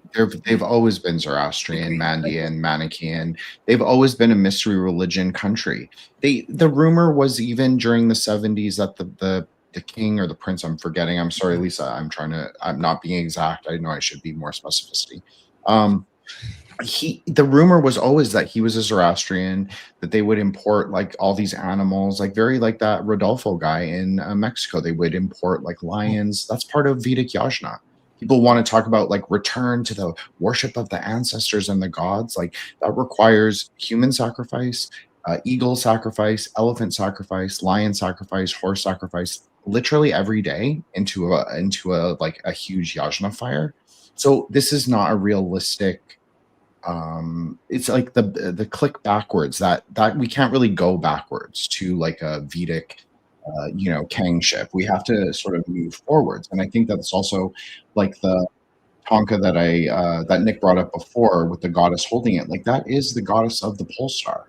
She is the Barbello of the 7 matrikas, the 7 mothers of the pole star. And every click backward is a click forward in time. Well, it's interesting you say that, Headless, because she did pole is actually the actual quote unquote air quotes pole of her husband, and she bites it off. And she but he actually gains it back. It's just it's one part of the story, right? Because that's a much more sort of dharmic way to consider it. Different parts of the story there is no real chronology, because if you live in a dharmic system, it's axial and cyclical at the same time. So different parts of the story actually don't need to be in chronological order. They can still be connected. So that's what I'm saying. Swastika might represent this sort of knowledge being dormant in many different cultures, because you do see it showing up in so many. Like if you look at the Sube or the Swube tribe, they were a branch off of the Persian Aryan bloodline. Right. That's where we get Sweden. Sweden was named, so maybe the Swedes, it seems like they were part of this at some point, part of this Persian Aryan bloodline, and they used that swastika a lot over there. And even like I think Thor Heyerdahl, he was looking and he found some records that indicated that Odin from Norse mythology founded the Swedish dynasty, and that he came out of maybe even a Semitic bloodline. So It's I don't not know. clear who Odin really is. That's what I think is really interesting about what you're saying, Tim, is that a lot of people, like I'm not into any paganism, but like in particular, I'm not into the Norse stuff. But I do understand it to a degree because of people around me. And I will just say that he's a very dynamic figure. So he can like take what Tim is saying, like that could be part of his story. And like the thing about Odin, even though I don't really identify with it at all, is that he can handle many stories attached to him. Yeah. He's kind of like a deity Yes. of paradoxes, many paradoxes. So he There can we go. actually handle contradiction. Totally. And I see Odin as being very mercurial. And I know that you were talking about the trickster, Headless, and the trickster is very mercurial as well, right? I see Mercury all over the place. And I would say that if there's a deity / planet that is highly polar in nature, it's Mercury. Always associated with the phallus, with the pole, you know, all of these different types of things. And traveling between realms, being the messenger of the gods, how is he getting there? Through the central axis, in my opinion. And so I just want to riff on a couple things real quick about sort of the spiritual shift with everything here. So just bringing up the wheel, because it's appropriate with the swastika. Symbolically, the wheel, right? We're all kind of like our own wheel. The wheel is one of the most important symbols out there, in my estimation. The outside of the wheel relates to division and multiplicity. It represents being outside of self. The outside of the wheel is best related to Earth itself and physicality. It's the least balanced part of the wheel. And so you want to go to the center of the wheel. You want to go to the center of your wheel. Know thyself, and you'll know the universe. The middle of the wheel is the transcendental part of the wheel, because you're now dealing with the axle. And when you get there symbolically, you are the prime mover, unmoved mover. You are immutable. You cause the wheel to turn by being stationary. This is going to the center of self. To me, this is what polar symbolism is all about, is the center of self and realizing the transcendental aspect of self that completely surpasses your actual own identity and personality and birth date and sun sign and all that kind of stuff. You're a part of the Godhead, right? And so it's acknowledging the most divine aspect of who you are. So that's what polar symbolism brings about. That's why I think it's actually a dangerous thing, or was a dangerous thing to promote, because it's too holistic. It brings everything back to center. And what Gwenon says, who's my mentor teacher right now, is that the difference between the golden age and the current dark age that we're in is literally the loss of the awareness of the center of heaven, of earth, and self, right? There's a golden thread or cord that exists between the center of self and the center of the cosmos, you know? And so that's kind of how I see it. And there's a very strong heart-based aspect to polar wisdom as well, being the symbolic center, one of the symbolic centers in self, right? And so also the heart itself also being related to like a seed, being related to a cave, also pumping blood and then the blood returning back to it. So it has the toroidal symbolism connected to it. Heart also being an anagram for earth as well. There's all sorts of things that go along with it. The color green being related to it, you know, the central chakra. Healing. Yeah, healing. Yeah. Mm-hmm. There's something interesting that you said, Mario, about like the return to self, because this is the difference between, like, maybe you could say if you want to say there's a horizontal axis between East and West. We don't have an eternalist idea of fixed self. So like when you're like, but this, you can see this in Islam. They have a much more, I would call it Gevuratic and Netzach, or a Venus and Mars kind of relationship, where they like to purify the full self. Like they want no self, but they kind of want to go through the fire into annihilation. And obviously Gwenon did become a Muslim in the end. And so, but they also have that preference. And just like Mormons like that, like Netzach, kind of like a return, infinite money magic. That's totally fine. But I'm just saying that they also have like a more eternalist kind of idea of the soul and like where it's going. Like we have a more infinite kind of way of looking at it, where you can also go up, you can also come back. It's like a dynamic kind of it's a dynamic action of the soul rather than fixed. So what? And there's no soul. There's no soul. Sorry. No worries. What camp does this fit in with the concept of getting to such a transcendental point within that self does not exist, nor does duality, nor does separation? Yes, you have to be, well, polarity. obviously, yeah, for Tantra, you have to be non-dual for 100%, like must. but then there's no self, but there is a self, because just because you negate something doesn't mean it doesn't exist. This is tantric logic. So yes, it's a little paradoxical, but we would say that the paradox is always resolved in the consort. So if you're doing an external deity practice, it makes sense. This concept makes sense, is what I'm saying. And so basically you get to a place of emptiness, which is, as Lisa so eloquently said, I often quote you, Lisa, saying this, is masslessness and luminousness. So Yeah, exactly. Jin is That's what I mean when I think that when you return to your most ultimate self, that's what occurs, is what it seems There's like just- to me with my language. I think absolutely. What I'm hearing is Jin preaching Rudolf Spangler's Decline of the West. When a certain society has reached a conclusion point for the questions they've had of nature, they start to decline and shift, right? And so once Is it a decline or is it entropy? In that you're inserting random, and you're not inserting chaos, you're inserting randomness. And so it's this movement towards disorder in order to promote order. And it's almost like the swastika itself in its spiral or its infiniteness is trying to reset, or maybe what the Vril or the Nazis were trying to do is to throw the cards up in the air so that they can create randomness in order to reset the deck in their favor, in odds. And that's, I think when we concentrate on the actual swastika and talk about political systems or government systems, we are being so myopic in our thought. It has nothing to do with man. It has nothing to do with the current government systems that are in existence today. It has everything to do with creating randomness so that we can reset the odds in our favor, or whoever is holding the cards, rather, or at least attempting to. Decoherence. I think that's exactly. That's one of the key words for, if you want to call it, the aeon. So I think that's what Lisa, exactly what she said, encapsulated perfectly. You burn it all down. You burn it all down with a chaotic mentality, so you can rebuild. Rebellious mentality. Exactly. Because if you think about World War II, let's just be honest, it had nothing to do with the Nazis. It had everything to do with occultism. 100%. It had nothing to do with anything other than, I'm going to take your toys because I want to be a more powerful magician. That's it. That was it. Yeah.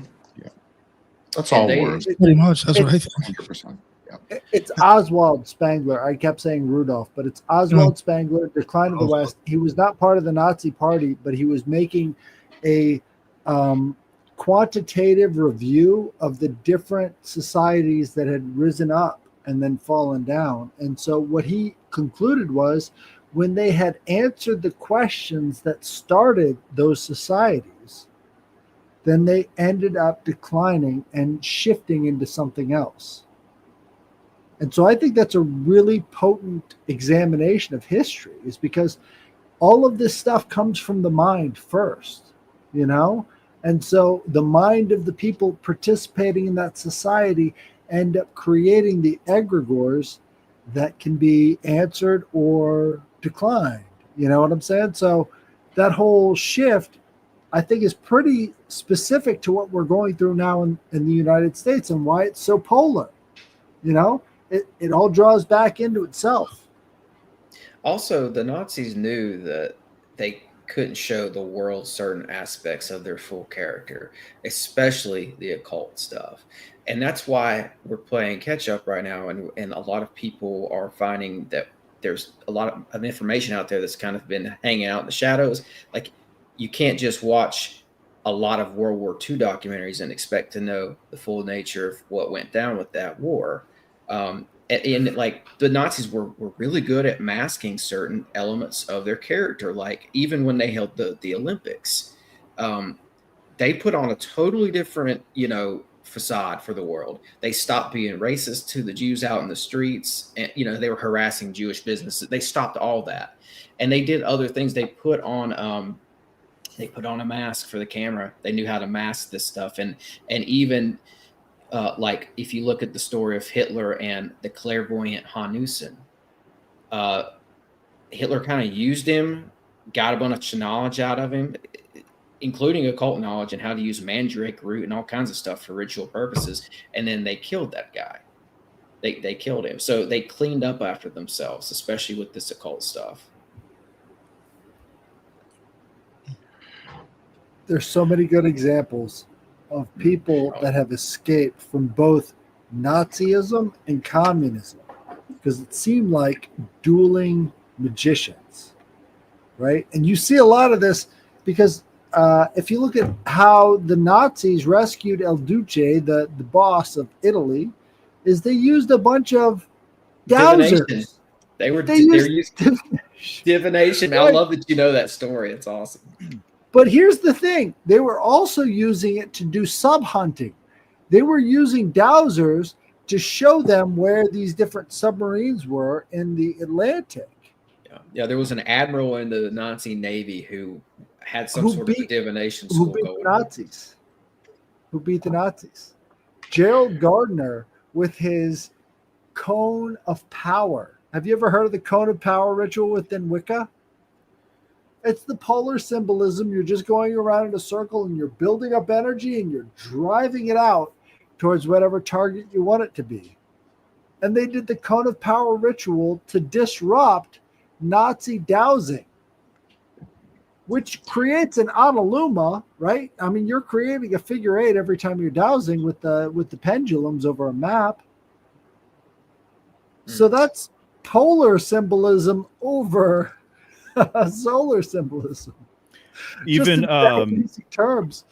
In Freemasonry, the the plumb line is a known world axis symbol, which reminds me very much of a pendulum, right? There you go.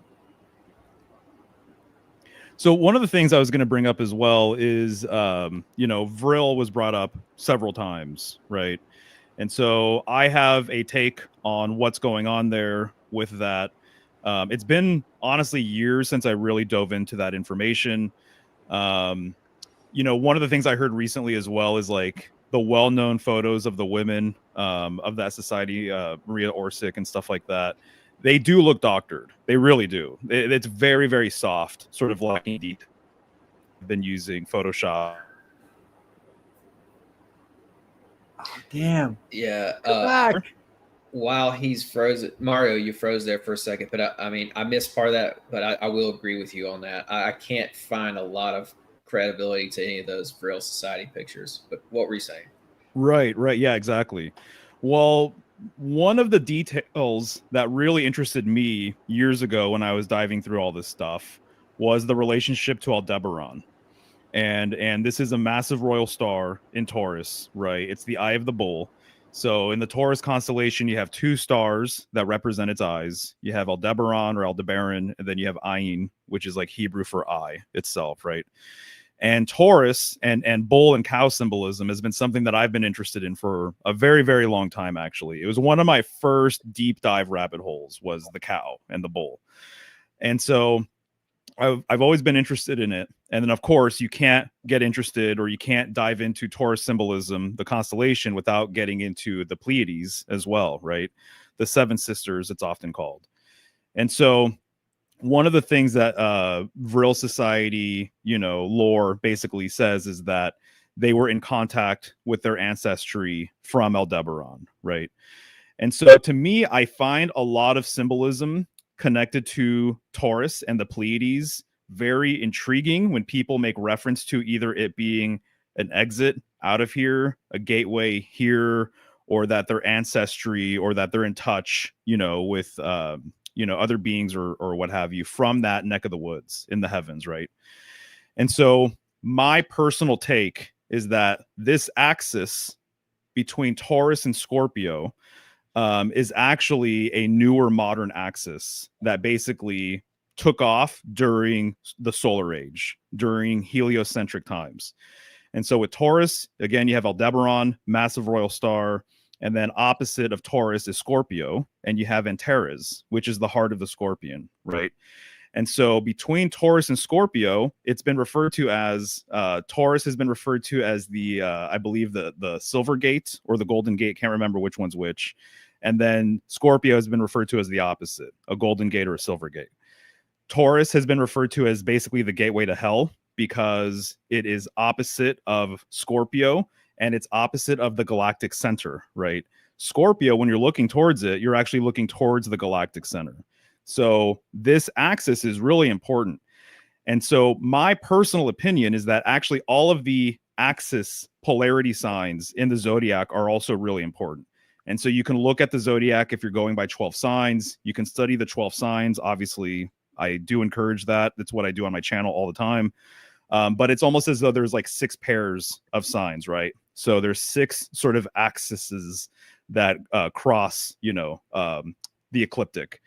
And so my opinion is that all of these axis polarity pairings actually are all emblematic of the original axis, basically. That this vertical orientation during a more golden age, hyperborean age, polar age, whatever you want to say, that was the primary axis. It was vertical. And as I said earlier, there was a vertical orientation with the divine. And then during heliocentric solar times, everything became flattened and everything became more horizontal. So what happened was there needed to be a substitute for Ursa Major in the northern sky. And the best substitute was the Pleiades right next to Taurus, because it doesn't actually have 7 main stars. It actually has 6. And there's lore about the missing 7th star, about the missing 7th sister. She goes missing, basically. And so the symbolism associated with the northern sky and the world axis literally shifted to Taurus and Scorpio during the solar age, basically. And so Guanon has written about this. There's other traditional perennial authors that have written about this shift. But I think also all of the polarities, all of the 6 axes, whatever, they all represent this original axis, basically. So I think this is interesting. So if you backtrack the symbolism, and symbolic shift is one thing that I didn't even realize I would get into, but I'm interested in it. So if you backtrack the symbolism, and we have this group who says that they're in touch with their ancestry or ETs from this place in the heavens, and they look Aryan, to me, this just echoes back to this northern symbolism, basically, that we've been talking about. And so to me, that's more of a clearer sort of picture. Also, the northern sky, Ursa Major, if you look at the Dendera zodiac, the Egyptian Dendera zodiac, which I know that's like a later creation or whatever, Ursa Major is a bull's thigh. It's the thigh of the bull, also called the thigh of Set. So there's literally northern bull symbolism also attached to that portion of the heavens. So I just think that there was this great shift from what was going on up there, including some bull stuff, and then got shifted over to that neck of the woods. Yeah, and it's funny. It's fun. I'm sorry. Even if the real society was just a lot of about nothing, a lot to do about nothing, maybe there is something there. I don't want to discount it totally, but let's just say there's no real society.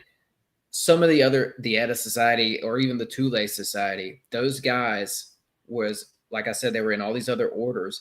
What they were trying to do was this was like an occult renaissance that's happening in around the turn of the century in Germany, and these guys are trying to bring back in this Aryan symbolism and bring back in what they believe was an Aryan bloodline. So they're trying to reconnect with it. And I think that's what the Nazi Party was born out of, real society or no real society. Mm-hmm. It's funny I was mentioning Pleiades because when you look at Pleiades from the Tainos, they usually looked at it as a time for agricultural needs. That's when when the raining season used to start to begin. But then you have in the Popol Vuh, which you have the 400 boys who are creating the Pleiades system. And then if you look at the book of Enoch, you have, according to the Haggadah, the angel Shemazi listed after a maiden named Istahar. And that's basically where they get God rewarded Istahar for her by commemorating her as the 7-star constellation Pleiades. So you have the 7-star Pleiades everywhere from, and it usually has something to do with agricultural needs. So that's very interesting because once it meets a certain point in the sky, that's when the rainy season will happen, and that's when they need to start doing agriculture. Where you also got to remember the 7 sisters were also known as the 400 boys. That's the ones from the Popol Vuh, who created the Pleiades system because a giant basically brought down their house, and then they became the 400 boys. So it's interesting y'all was talking about the Pleiades system. Very interesting. What you said, Tyrone, was really interesting to me simply because in Daoism, the 9 emperor gods are also considered to be the sons who composed the Pleiades. Now, this is an ancient, like Shang dynasty sort of Taoist, proto-Taoist, pre-Taoist idea, but it's continued onward to this day.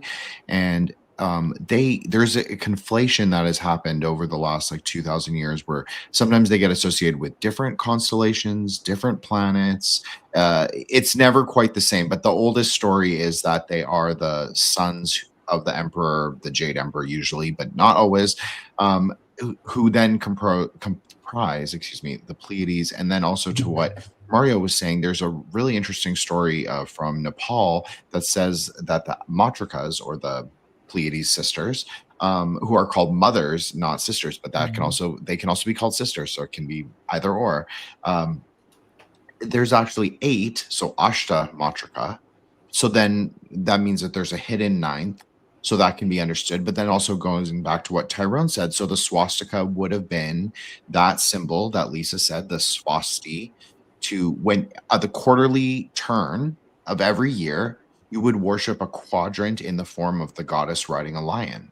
And then she would divide maybe into, like, the oldest one that we know is called the Navratri. So the 9 nights. So then it becomes like a 9-spoke wheel with Durga in the center. And sometimes you can add Shiva in to make that hidden 11th that Mario referenced, because Shiva really is your mind. It's like the person witnessing, you could say, the wheel turning. Right. So I thought that was really interesting. Mario, and you can even go back to the Doggone tribe. If you go back to the Doggone tribe, they even connect to the seven sisters, or the Pleiades system, and that represented men and fish. So this is very interesting. Shiva first appeared to Brahma as a massive pole that stretched thousands of trillions of miles in either direction. And Shiva Brahma can be Brahma in his own Puranas, though. That's what I was talking about, Shakti Puranas. Right, but I'm just saying, like, very literally, Shiva was a pole at one time to demonstrate how far he could reach in either direction. So, I mean, that's polar symbolism, up, down, left, and right, you know? Tyrone, were you done? Tyrone.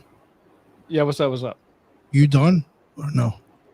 Oh yeah, I was done. I was just showing some sources from the Taínos to the Popol Vuh to the Book of Enoch, you know, and I mean you can go anywhere with the 7 sisters and Pleiades. Each one of them has their own understanding, but it's a certain part or time in the life where they only worship that sunrise or that star, or what you want to call it. So it's just very interesting because it has to, I mean, it goes back to the raining season in agriculture. And what was very interesting, what he was talking about when he was talking about the cows and bulls and stuff like that, a lot of people don't know this, but if you live by a farm, most cows or bulls, when they excrete, their shit basically creates some type of a psychedelic mushroom. Like it's found in their psychedelic, like a certain type of mushroom grows under their poop, basically, right? And some people are known to take that and to eat it and have a psychedelic adventure, I guess you could say, right? And that's why the bulls, the cows, and so on and so forth in certain countries, they're sacred animals, because they're the closest that we can get to what we know as the Godhead, are outside of our consciousness or something like that. So it's very interesting because in America, they have to inject these cows with certain types of vaccines so they don't create this enzyme to create that type of enzyme in their poop, which will create that type of mushroom where they can go on a psychedelic trip. Just want to add a few things here. One, that reminds me that I have a book by this woman named Judy K. King, and it's called The ISIS Thesis. And according to her breakdown... Oh, boy. Oh, we lost him. Oh. Oh, I think he made a good Am I point back? about. Yeah, Yeah, you're back. Okay, cool. So Judy K. King in the ISIS thesis was saying that at one point in time, according to her decoding of the Egyptian hieroglyphs, that the Egyptians had this understanding of going to the northern sky upon death, and that they referred to the opening at the northern sky as the horn of a great bull as well, right? Taurus So there's symbol. more bull symbolism going on up there. Also, I just want to mention too, if people want my full take on the Pleiades and this whole polar to solar shift and why people associate these things with the Pleiades in today's world, I have a presentation called The Pleiadians. And so you can watch that, and it's my full breakdown on that. One of the things I mentioned there is that Atlas, the Greek Atlas, who held up the heavens, or in modern sort of context, he holds up the world, but in old illustrations, he's actually holding up the firmament. He's holding up the night sky, basically. The seven sisters are his daughters, basically. And so to me, what this suggests is that he is a world axis symbol and that he's a pillar, basically, in the middle of Earth, holding up the vault of heaven. But in modern contexts, he's now holding up the world. You know, this is post-heliocentrism more than likely, is my guess, right? People did not have this globular sort of spherical idea of Earth, you know, until Mario, Go ahead. Mario, the bone at the base of your skull is called the Atlas bone. Correct, yeah. Because it's holding up the entire skull, the entire night sky, and all of the memories of the Greeks were put into the night sky and the asterisms of these different constellations. So you've got a huge asterism, polar memory constellation crossover between all this stuff. Yep, yeah, exactly, for sure. You've got that headpiece of Isis too. That always struck me as looking like the Taurus symbol. Yeah, oh yeah, definitely related. Absolutely. You know, that kind of reminds me a little bit of if there's an Isis equivalent in the tarot, you could make the argument that the high priestess, you know, she sometimes also has kind of like this headdress sort of thing. It just reminds me of, you know, cow horns, basically. And she's sitting where? Always right in between two pillars. She's the transcendental central pillar, basically.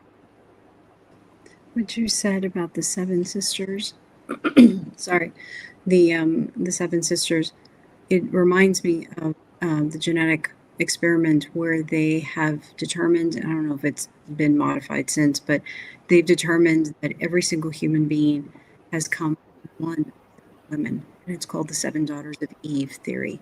And so when they trace back all mitochondrial DNA, they are all traced back to at least one of the seven daughters of Eve, quote unquote, women that have ever existed. Wow. Genetic terms. Yeah. That's interesting, you know, because there's so much overlapping symbolism. Goddess symbolism with the number 7 is nuts. You know, Yeah. Virgin Mary had 7 sorrows of Christ or Mary, and then also The seven sisters in the constellation. yeah, exactly, for sure. There's something else I was going to say about that, but yeah, that's fascinating. Is that, Lisa, does that have to do with some sort of, there's 7 women who have different genetics that produce different types of people? Well, they have at least traced it back to 7 origins of women, because mitochondrial DNA, and I'm sure you know, mitochondrial DNA is only passed down maternally. So when you look at mitochondrial DNA, you are looking at the maternal line. And if you can trace it all the way back, you can pretty much start to piece people together in terms of what maternal line they're coming from based on haploid groups. And so when they've tried to take it all the way back, they can at least pinpoint it down to at least 7 different haplogroups. And if you're looking at mitochondrial DNA, then you're looking at maternal line. So haplogroups, maternal line, 7 women. Right. Yeah. I was going to say Lady Babylon and the Babylon star, 7-pointed star, has 7s all throughout it. I'm going to do it at some point. This is probably way too premature to announce anything. It doesn't really matter. But I'm going to do a presentation about Lady Babylon being a northern goddess. It makes too much sense. It's what the deal is, in my estimation. Yeah. Is there Ishtar ties with Lady Babylon that you found? I would imagine so. I tend to see similarities over differences, so I may not be the right person to ask about that.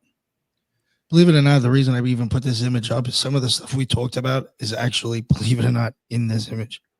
So like when people don't know like what an occultist is thinking about when they create something.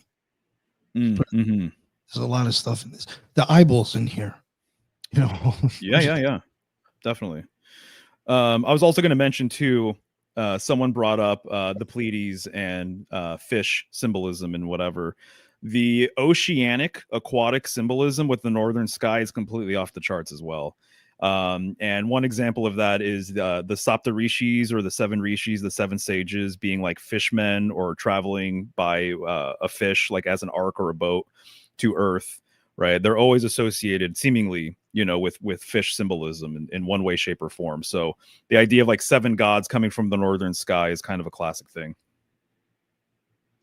Even in the Voynich, I thought it was interesting how we talk about the seven sisters. It always had seven women, and it was agriculture in a sense. It had all these plants and different shit in it, and they were always green like the women, which made me think of like Netzach, and you could have a female.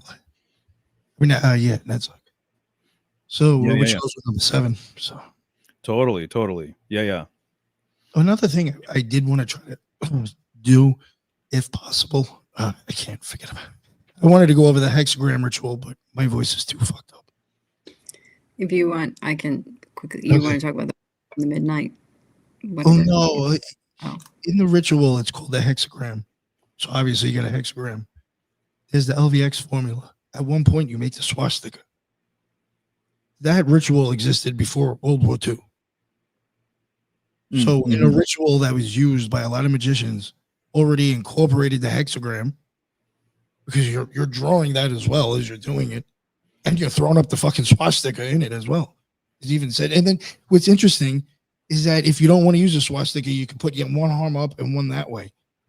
And like almost making like, now I'm starting to wonder, is that like some sort of access as well, or some other weird thing? Like it's just, to me, instead of making the swastika, if that has to do with polar shit, I don't know. Oh yeah, I mean, so when Crowley released his Thoth deck, he included 3 magician cards, and the well-known magician card, there's a pole right behind the magician. It's almost like he's ascending the pole in one way, right? He's like floating upward. But one of the alternative versions is a figure, the magician, in that same position, and I'm assuming it's the same swastika position, and he's nude, so his phallus is showing basically, and so he's associating that with the magician card, like absolutely, which makes sense because again, it's a sign of the pole, it's a symbol of the pole.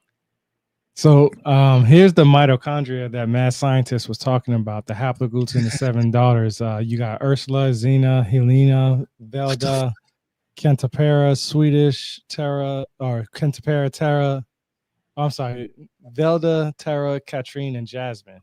And then you got haplogroup UXHV TKJ. And it gives you a breakdown on it. And it was a book that was written by Brian Sykes that talks the daughters of the gene. Yep. So now I don't know if it's been updated since, but the last time I remember, I read this book, and I remember, and it's been controversial that people have said no, the way his methodology wasn't correct or whatever, but it's held up a little bit more than what people have said that it did. But so yeah. Yeah, I actually did a podcast discussion with a geneticist, and I talk a lot about haplogroup E1B1B with him. And it's just very interesting because, they take haplogroups from what they consider the closest Homo sapien that we are related to. But the thing is that even as a Homo sapien, our changes have been drastic from 300,000 years to where we are now. So what do you really consider a Homo sapien, and where do you consider the first haplogroup to come from? Because we know that there's been like what they quote unquote say human-like species from around the world. So, I mean, you got the 7 continents. So, I mean, let's just go with that.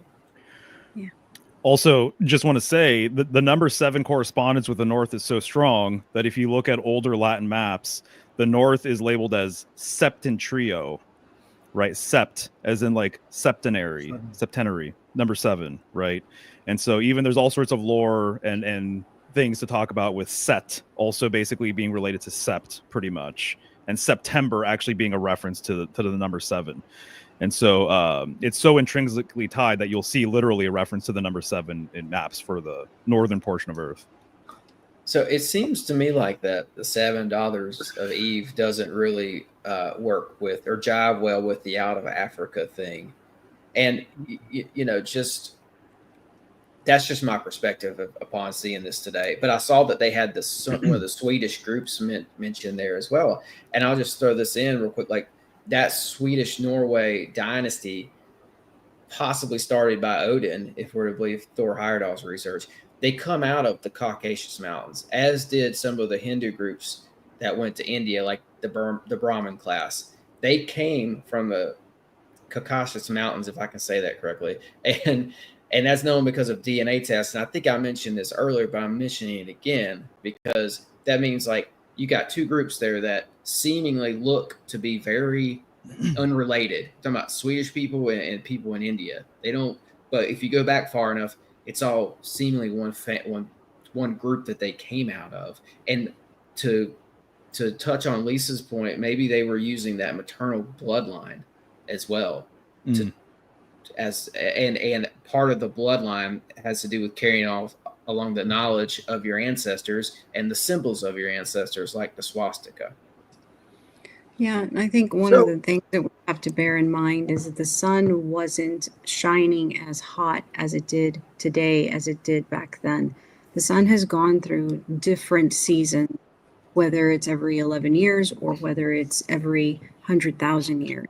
So what we look at in terms of melanistic groups around the world may not have been like that, or they may have been like that, depending on the intensity of the sun, or if we believe that the poles have shifted, in that the North Pole is not where the North Pole is today, but it was somewhere around Wisconsin.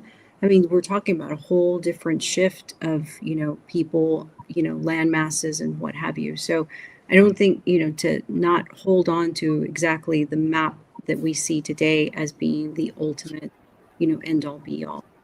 I think that's important to keep in mind. The map is not the terrain as well. Correct. Right. Correct. Every model is just like, it's an example of something. It may give you a good idea about something, but it's not the actual thing itself. So no matter what map you're talking about or whatever model you're talking about. I find it interesting. There's the Denisovan subspecies of humans too, and I suppose they're not in that 7, but the Tibetans happen to have like the most trace remnants of Denisovan beings in them, and they also have that prediction I wanted to mention before of when the wheel comes to Tibet, it'll be the end of their current phase of culture. So yeah, the Denisovan strand is interesting. I wonder, Lisa, if you know about that. So they just found recently there's a Denisovan discovery that was just made out of Siberia. It was a 40,000-year-old bracelet was found, very well crafted and circular to go along with that, what you're saying. And so, and if you look up Denisovans, I mean, they look like cave people, like some of the drawings I've seen. They wouldn't, cave people don't make bracelets like this. So yeah, I think also is that, I mean, I don't like 100% die on the hill of $7 of Eve. There's just a theory. There's just, what the genetic experiment showed at the time when the theory was published. But the other thing is, I think we have to look at, like, you look at bears, polar bears, black bears, whatever. The polar bear is going to be extremely different than the black bear down in Texas, but they are Ursa, of genus. And I think that they are adapted to their environment. They have to be, otherwise they're not going to survive.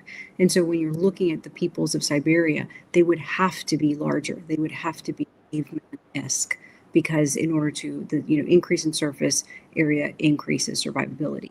Versus, in Central America, I'll say it, native, indigenous, we're shorter, the earth, or whatever, and smaller and more adaptable to that type of environment.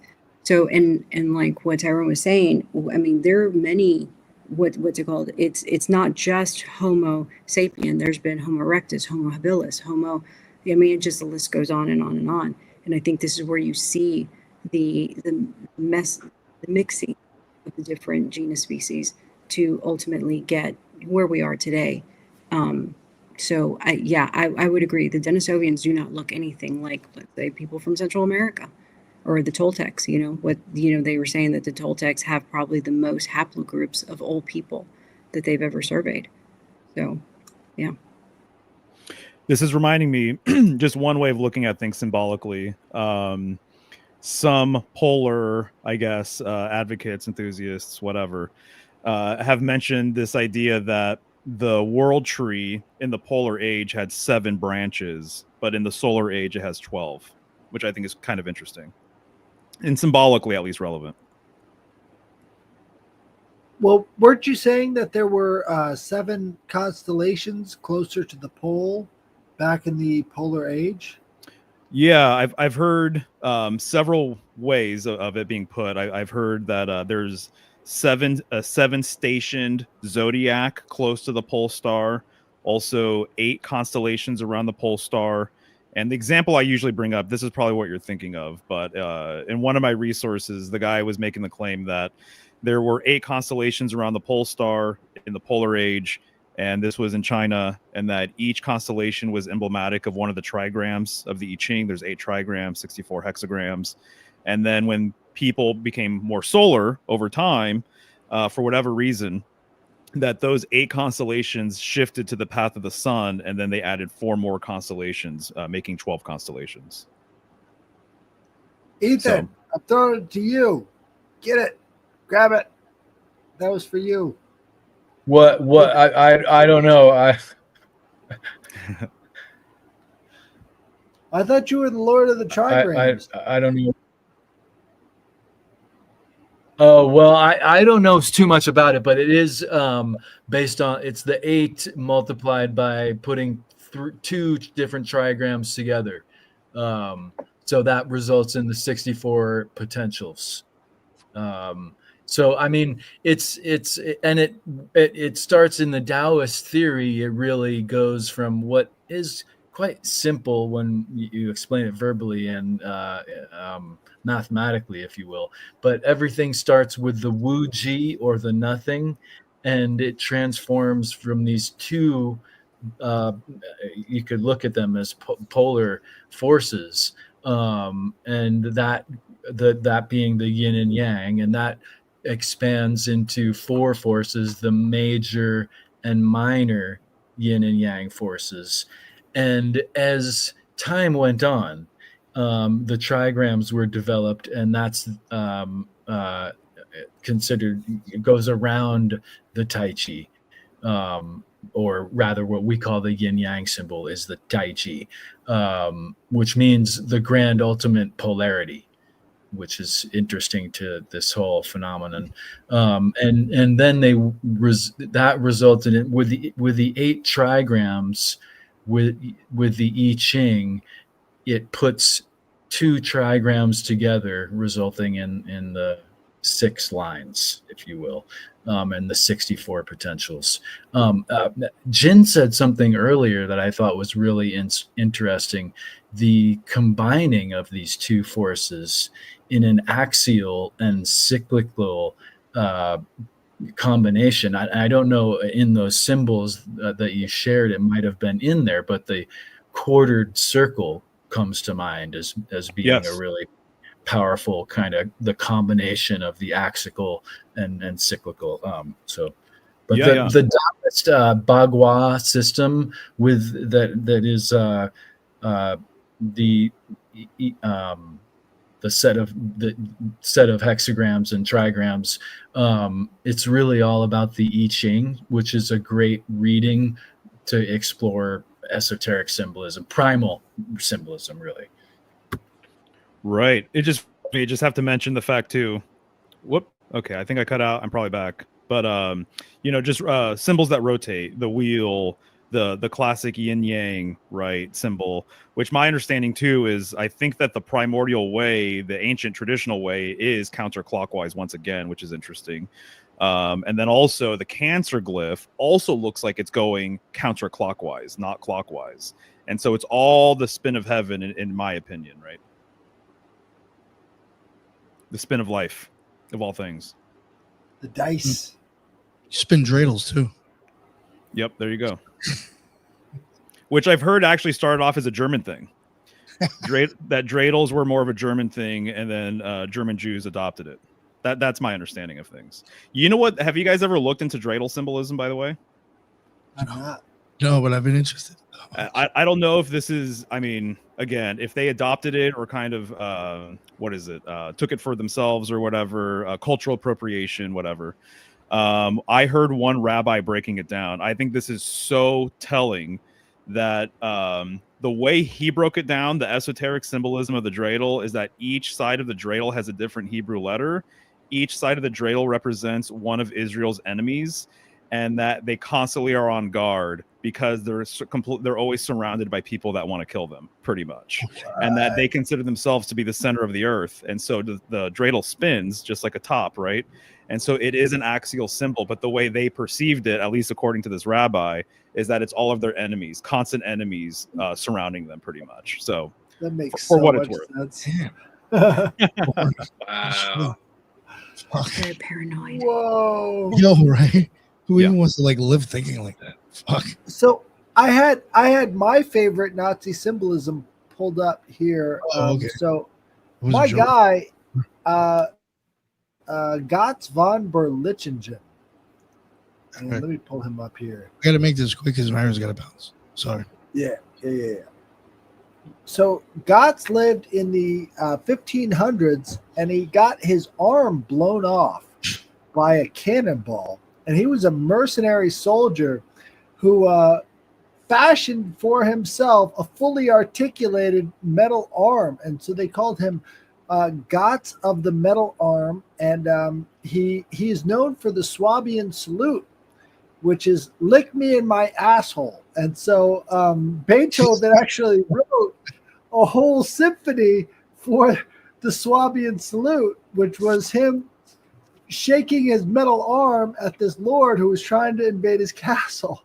So the Nazis decided that this guy was their guy. So they created a whole battalion, the 17th battalion, or 17th SS Grenadier Battalion. So these guys were representing Gotz von Berlichingen in the Nazi wars. But what's really interesting is the connection to this completely different Japanese anime, right? So there was a... Oh, we lost them. Let me see. There we go. So have you ever heard of the book called, or the anime called Berserk? It's about this dude who's got a metal arm who lives in this sort of, I guess, medieval age, right? And so his name is Gotz, and he's talking about, basically, let me take this off the stage. There we go. So somehow this fully articulated metal arm guy who wields a sword, because that's what he built his arm for, so he could hold a sword in it, strangely enough. But Guts from the book Berserk is exactly like this German character, and they're separated by hundreds of years, and there's actually no connection between the guy who wrote Berserk and Gotz von Berlichingen. So it's strange that this same sort of energy reverberates over all these distant miles and years with seemingly no connection. Just thought that was interesting. Got somebody showing up with fake arms. We better watch out. Fuck. I mean, But yeah, I mean, that happened. he was that guy was a folk hero. He constructed a metal arm for himself. I mean, there's so much imagery in there. You got Evil Dead. The guy saws off his arm and then builds himself a new one. You know, chainsaw on the end of it. right? Ash, that's great. I think we're gonna wrap it up. Yep. Was Mario still here or not? Maybe he had to leave. There he is. Mario, please let everybody know where they can find all your amazing work, sir. Yeah, of course. Symbolicstudies.com. If people are interested in tarot readings or study sessions, private lessons, things like that, they can hit me up. Definitely check out my Instagram. I think that's one of my best platforms just to get my stuff, because I post a lot of short videos and all of that. So anyways, thanks for having me, guys. I honestly really respect this group, and I always learn something new, and you guys just always bring it. So this was a good time. Much appreciated. Thank you. Yeah, so we got to do another planet again eventually. I don't know which one we're up to next. Yes, sure. We'll definitely continue to work with each other. Thank you very much, Mary. It's always an awesome show. Always a good presentation. Everybody else, their links are in the bottom. Thank you very much for joining the show. That's what's up. Everybody in the chat, thank you. And until the next one, everybody be well. Later. All right, guys.